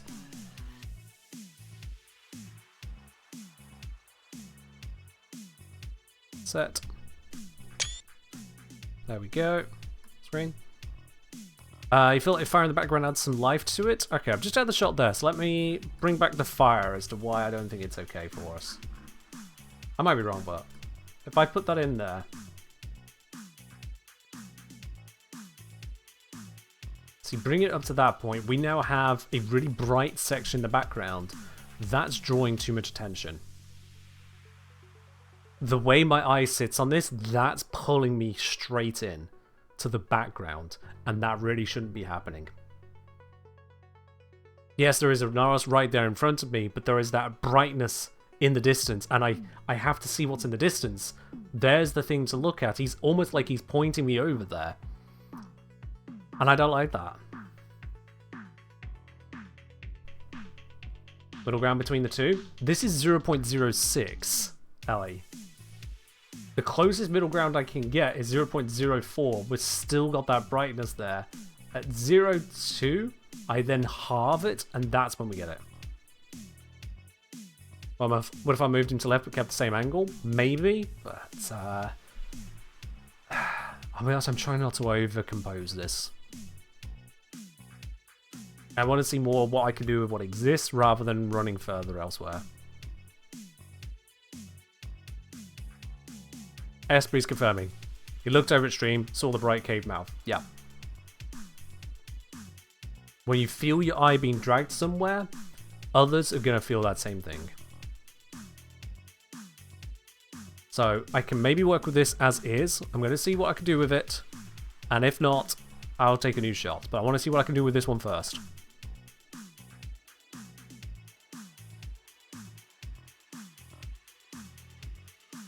Composition is a bitch. It is that. It is that. I'm looking at this. It's not off to a good start. It's not off to a good start.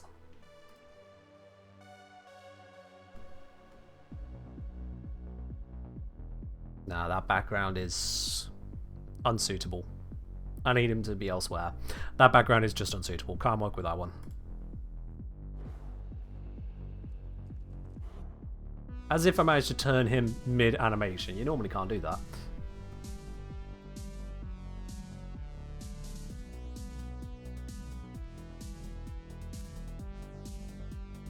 Now that fog's being a bastard. If I recall correctly,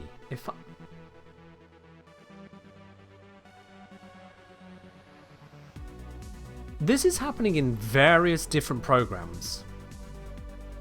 It's not just Warframe that does this. I'm getting this happening in MTG Arena as well, where after a program's been open for a while, some menus and interfaces just break and create this white box.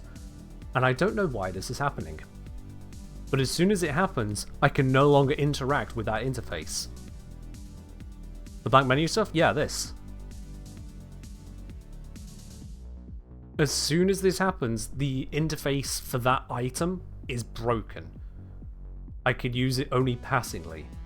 And what's weirder is that I've still got neutral, and I've still got edge of shadows, but all the ones in the middle are broken.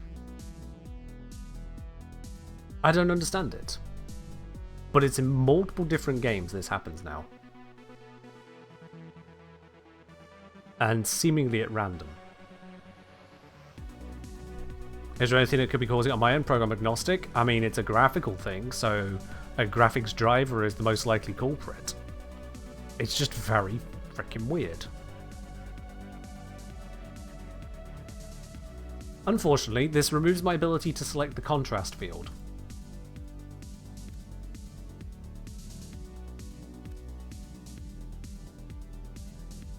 Yeah. I've lost the ability to select contrast. And contrast can help undo this orange glow in the background. Bollocks. I can try Edge of Shadows and filter depth fit. It's unlikely to be what I need it to be. No, that's just going to make it grey. Ah, it's no good! Ah, Clover, welcome on in. Thank you very much for raiding in with your party in 92. I hope you had yourself a wonderful, wonderful stream. Welcome to everyone who's just come over from Clover's stream. For those of you who may not know me, I'm the Engineer, solver of practical problems, and I am faced with a practical problem right now. I've tried to get a good scene with a Naros. We've almost got a good one, and now my UI is broken. So I'm going to have to reload Warframe. Or at the very least reload the captura. May have to reload all of Warframe entirely. It's fine. I know where I need to be, so let's just loop it round. But Clover, thank you very much for raiding in. Really appreciate it. Let me give you a quick shout out here for those. Oh, Espri's already on it. Thank you, Esprit. For those of you who somehow are not already following your lucky Clover, you're missing out. Check him out. Absolutely. Click a link. Follow them through. Esprit, if you do the shout out with the /shoutout command, it gives an easy link at the top of screen as well. So let's get this. Love the background. Thank you. Comes with exchangeable lights. Pop, pop, pop. Ain't that lovely? Ain't that lovely? Esprit / Twitch commands, not bot command, Twitch command. Shows how often we need Esprit to moderate something, doesn't it? This community's too good. Esprit's forgotten what a Twitch command is. This is not an invitation for you to start requiring Esprit to moderate harder, though. Do not. There it is, Esprit. Thank you. Boop. There you are, Clover. The pink's up and live.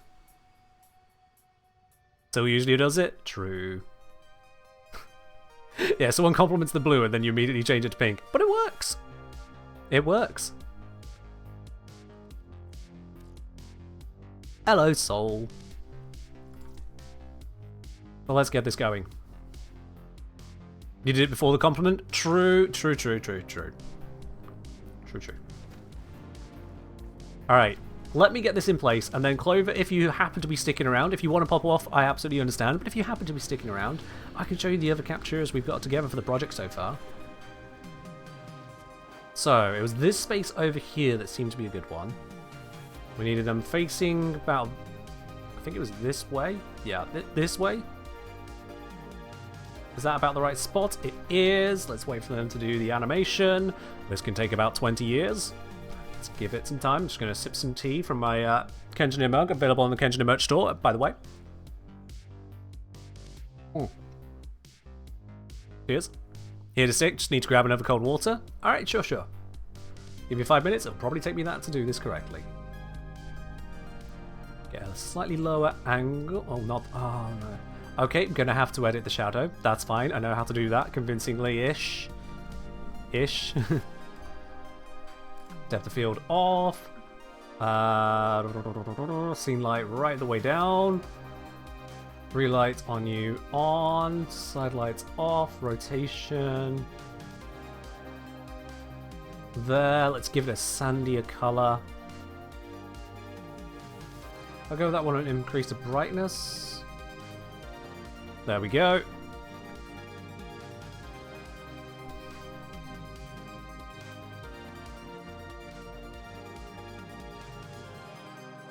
Yeah.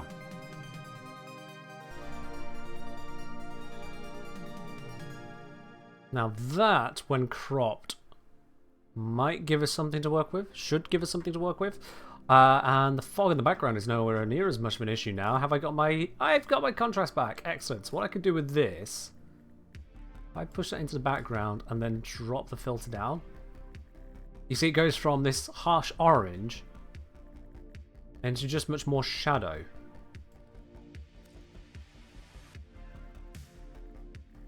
So I could effectively reduce the amount of pain you're getting from that background.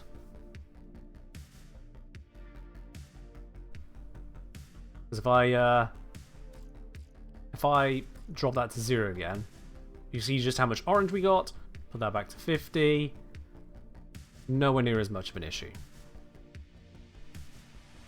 I think I might still want a little bit more light on NRS himself. There we go. Brighten him out a bit.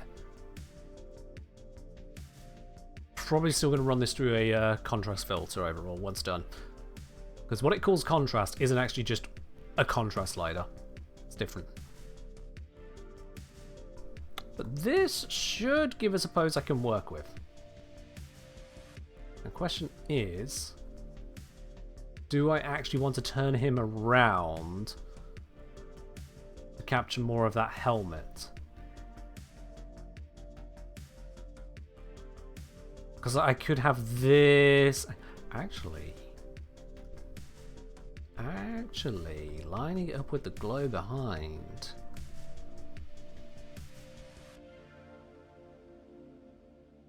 Actually...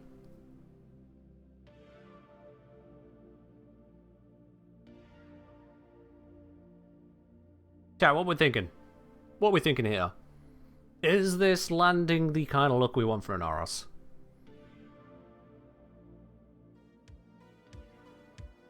I think this could be it. I think this could be it. If I skedaddle there...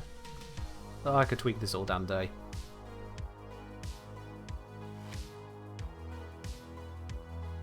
The bright behind him makes you want to look faster a bit. Oh, hold on, just look away for a bit.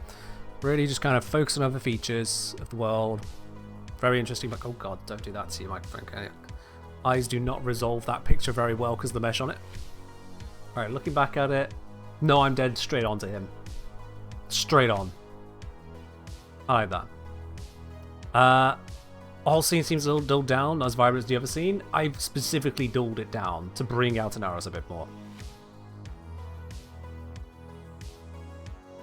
Brings your eyes through the core? Yeah. You land on the frame. I am going to make some tweaks to that, but as a base image, I got it. This is the base image I can work from. Welcome back, Clover. Alright, let's start doing the manipulation I need to do on this. So, let's try and do this correctly. Firstly, I need to activate the feature window.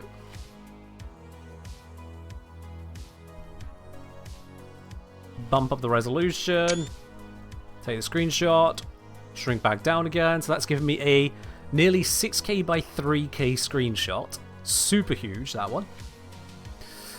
As a result of that, I can now move it over to the image editor. Well, there's the screenshot, there's the screenshot. Drag it in.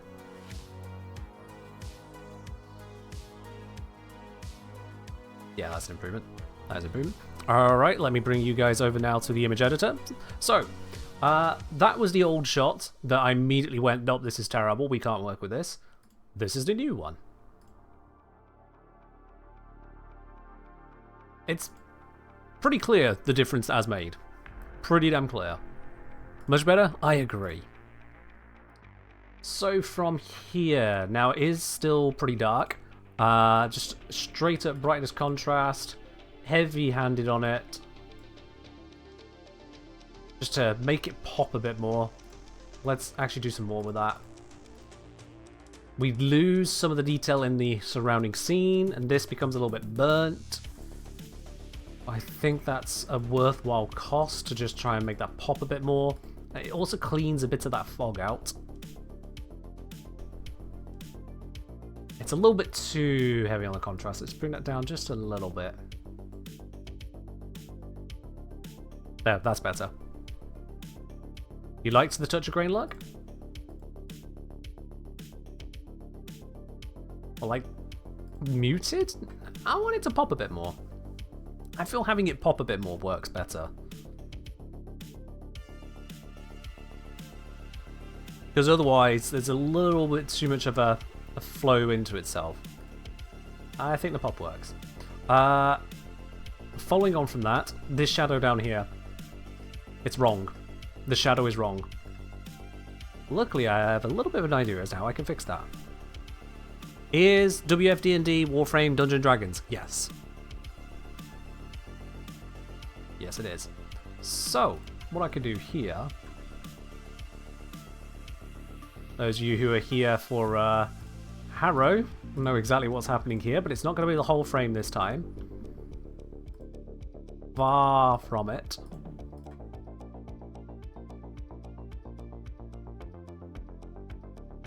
So if I just take that there, and then bring it out to the staff.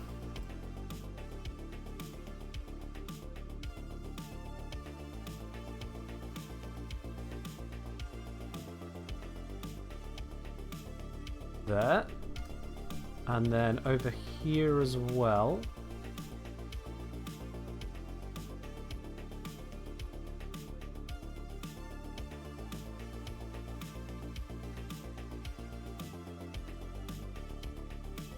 There we go. And then what I want to do is pick up this color here, grab our paintbrush, a soft paintbrush, and very low opacity, not that low, higher, higher still? No, not like that. I need to drop the darkness on this then.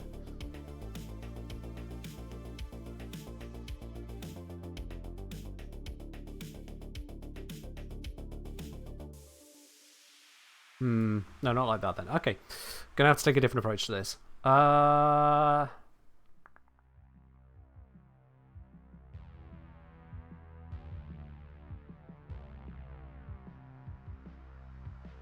Aim it like up there.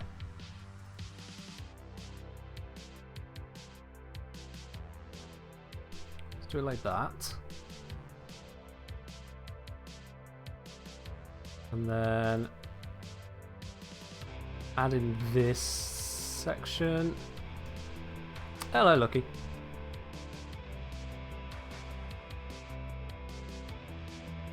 And now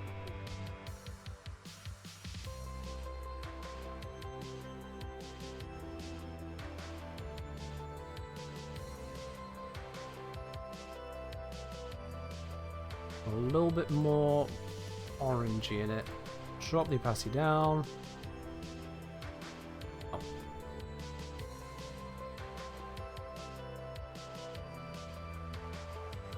And let's really tighten.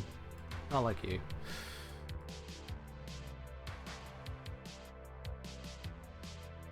Damn.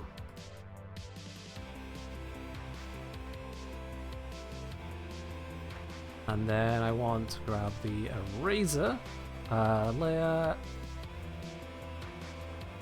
No, not eraser. Because I've colored straight onto this. Oops. I probably shouldn't have done that. Clone.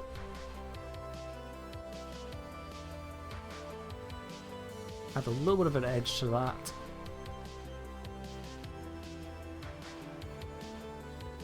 From here.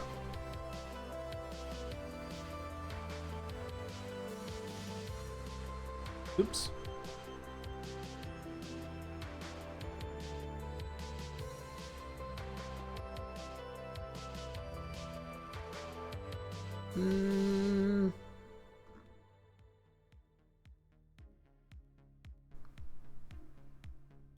That hasn't worked at all.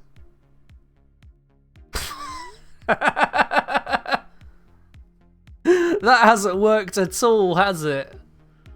Ah.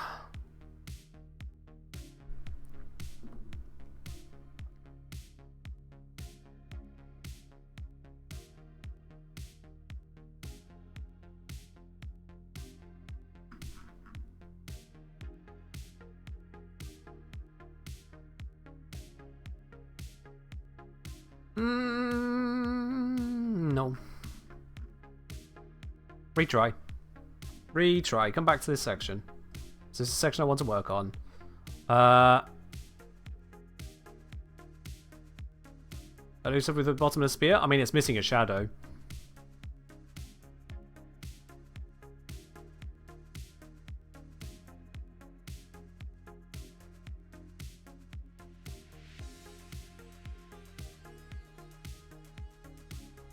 Okay, let's go from there. And let's instead take this through colours. A little bit there.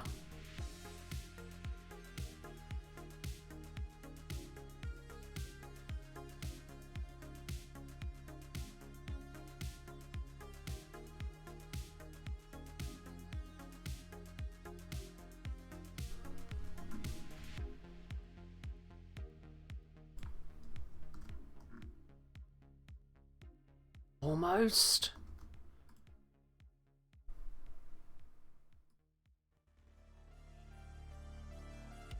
I mean, just tightening the lighters down probably works enough, doesn't it?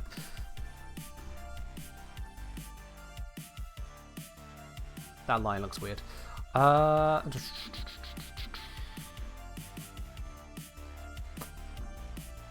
Okay, yeah, actually, you know what? I've got another idea.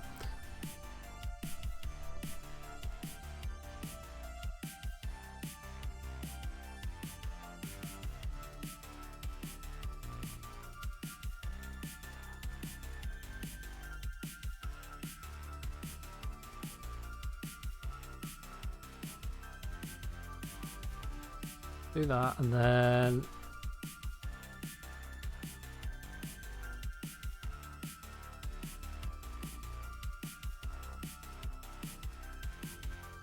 neaten off that.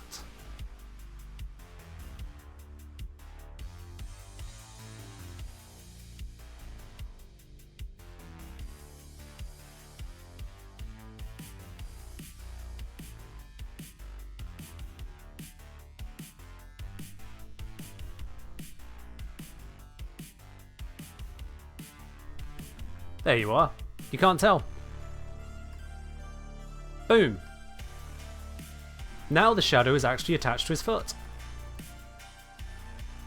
There we go. This one over here is good enough. We need something on the staff though. Now that's going to be a pain. How do I want that shadow to sit? So the shadow on him, it's going... The light's coming through behind him, slightly to the right. So it needs its shadow. I need to add a shadow because DE didn't. I think it needs to come at like a 15-degree angle. From vertical, that is. I think 15 degrees should give me it. So if I have it go like up here,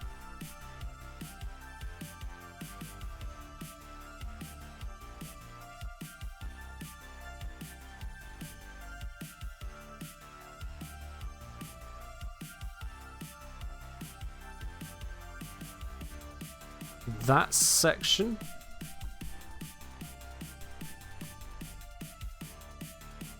We do the same thing here.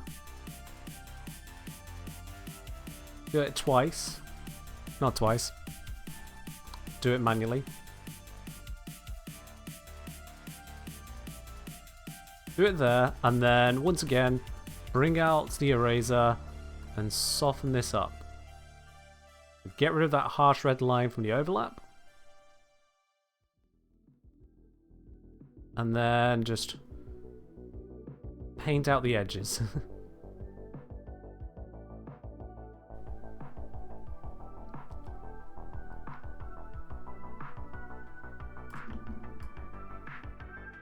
I don't expect this is going to look good. This is a first experiment.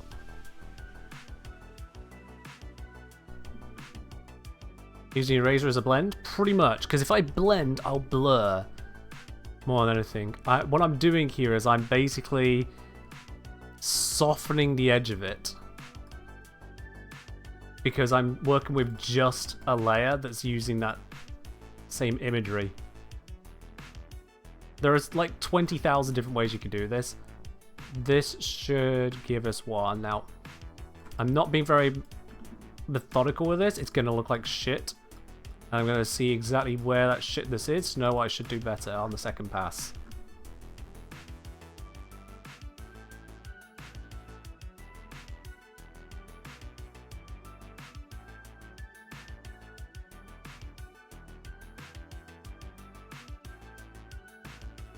Take out those hard lines right on the edge.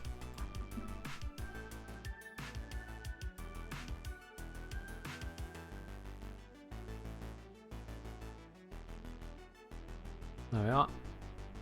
Is that a Warframe? That is a Warframe. Is that a bit thin? Oh, it might be a bit thin, damn it.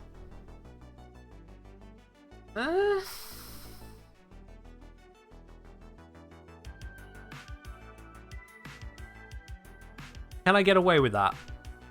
As someone who literally doesn't know art, can I get away with this? Would you let me off with that as a shadow? Because I don't want to have to do that twice. I don't want to be painting shadows on an Aros for the next 20 years. I don't know how to paint. I don't know. I think the angle's a bit steep, the colour's about right.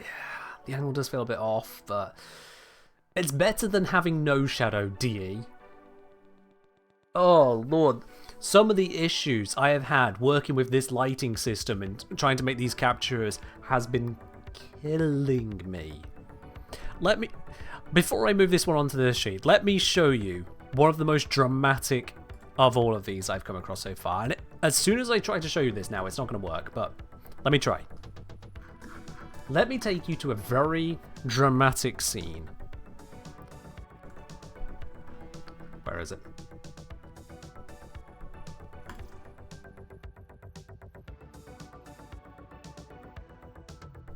Alright then. This lovely room here. Nice and red and fiery. Looking good, right? Let's turn down the lighting. Let's turn down the scene lighting. Oh, would you look at that? The scene lighting is off and I'm still lit up like a Christmas tree. Where is this spotlight coming from? Why am I so bright? What is doing this to me, DA? Ah! So yeah, Warframe lighting. I don't understand it. I don't understand it. This room in particular caused me so much misery. Can I just go stand against a wall? Yep, that's a wall right there. I'm shoving my head into it. I'm not actually glowing. I am just lit up. And it's not because Red Veil are cloaked in darkness. Oh God, sorry. There we are. I turned off the room lighting and it didn't turn off the light on me.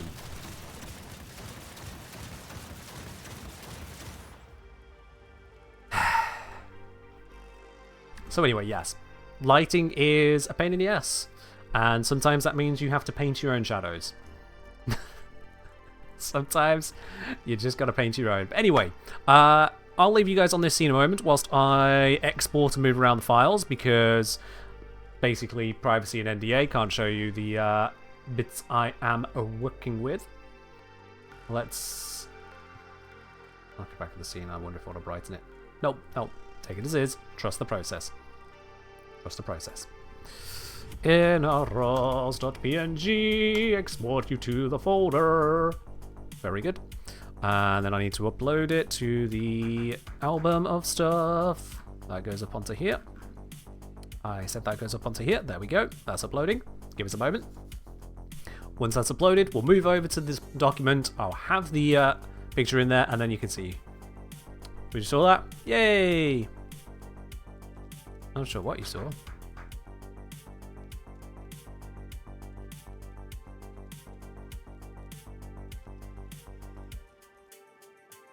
Alright, upload complete. Let's move it over. Purple in the background? Sure. It doesn't look much different from the pink, I'll be honest, but that's the only purple these lights do. I do apologize. But it should look a little bit different from the pink. Okay.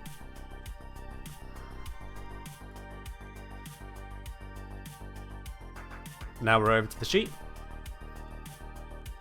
Or rather, the document. It's not a spreadsheet. It's a document.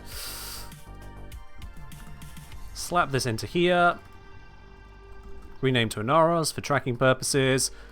And insert the imagerino. Boom. And that is how we have an introduction to inROS. There we are then. If you know about the shadow on the staff, you know to look at it and you know it looks off. But if you don't know to look at it, there's just a shadow on the staff and no one cares. It should be fine. And I've fixed the shadow on the foot as well, so it should be fine. Should. But there we are. That gives us now an intro to inROS. Following on from Hydroid, who is a bit more zoomed in, I realise now. But it works because we can get the staff in. There's our Hydroid. We have our Hildrin. We have our Harrow. Our Jaya. Who, I'll be honest, I think might be one of the weakest shots we've done today. We have our Grendel. Not a weak shot.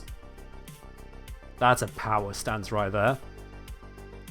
And previous ones I've done include going for a Gauss but not looking techy. I wanted to remove the tech feeling. Garuda. All of the contrast necessary for that one. We have Gara. Beach ball in the background. But no one who doesn't know Warframe will never know it's a beach ball. Frost doing Frost things. Of course, Frost is on the Orb Valis. Where else? Lovely little frozen wasteland, but it's not quite a wasteland these days, somehow. And honestly, all the shadows are off. If the option for lighting a single lighting source, I mean, I've got multiple lighting sources to try and make things look better. I had to paint the shadow on Frost here, because the shadow on Frost was completely wrong. It was just all over the place, so I had to do a lot of painting on that one as well. We have Excalibur. This was a pain. This is a pain because Excalibur is just boring looking. I'm saying it. Excalibur's boring. But it's also crucial that I didn't use Umbra because I didn't want to raise questions about, oh, sentient Warframe, what about all the others? Child soldiers. For people who don't play Warframe, they don't want that topic. The people who don't play Warframe, they don't want the DM to go, hey, you know these bad guys you've been fighting? Well, guess what? They're actually child soldiers and you've been killing children. No one will be happy with that one. I want to move the cam to the left. Ah, yes, good point. You know what? Let's just delete me. I don't need to exist for the moment. Bye! So anyway. So we have our Excalibur. We have Equinox. I think this one came out quite nicely. I don't think there's anything I could do that would be perfect, but I think it came out quite nicely.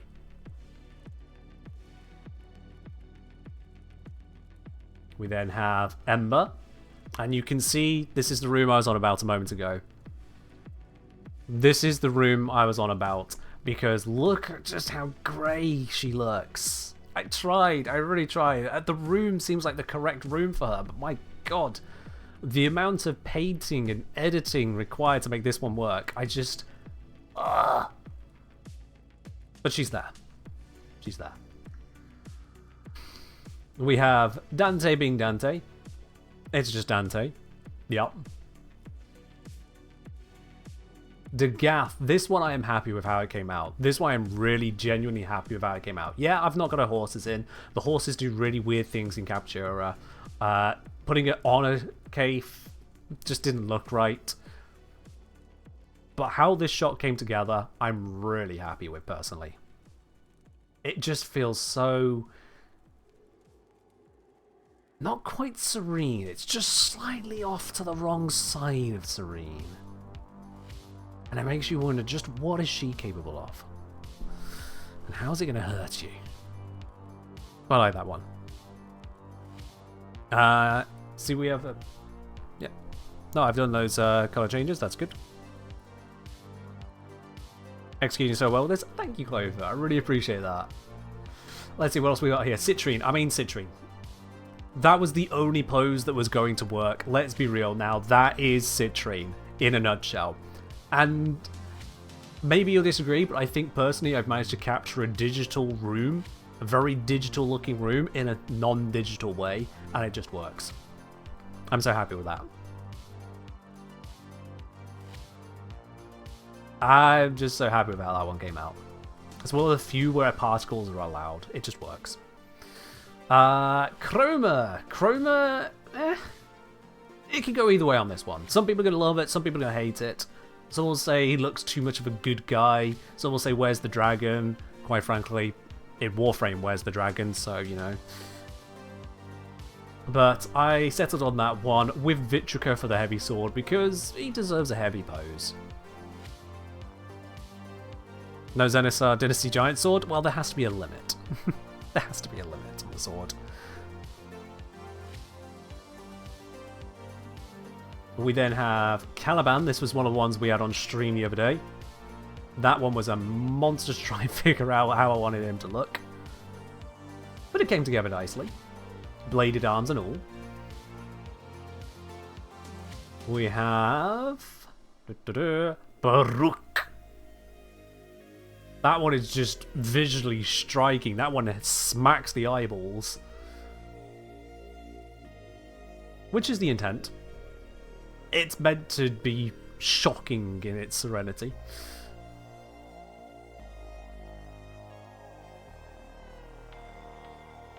Banshee.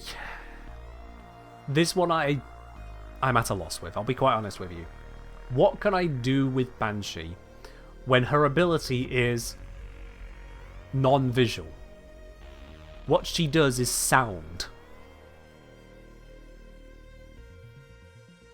This is what I got for you.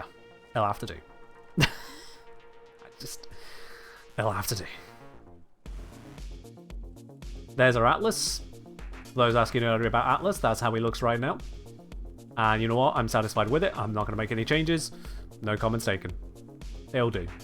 It's Atlas. We then have Ash. Sure, I've got digital lighting in the background. It's not as medieval era. I think this tells anyone who doesn't know Ash in a single millisecond what Ash is. That's what I need it to be. Someone who's never played Warframe before, they see Ash, they go, right, yeah, sneaky assassin, got it. Evil sneaky assassin based on that face, got it. Solved. Maybe have a crowd of people holding their ears cowering. Brickstacker. I appreciate and am flattered by how much you think of my artistic talent. These are Captura shots. There's no way in hell I could paint that kind of thing together to make it look coherent and good.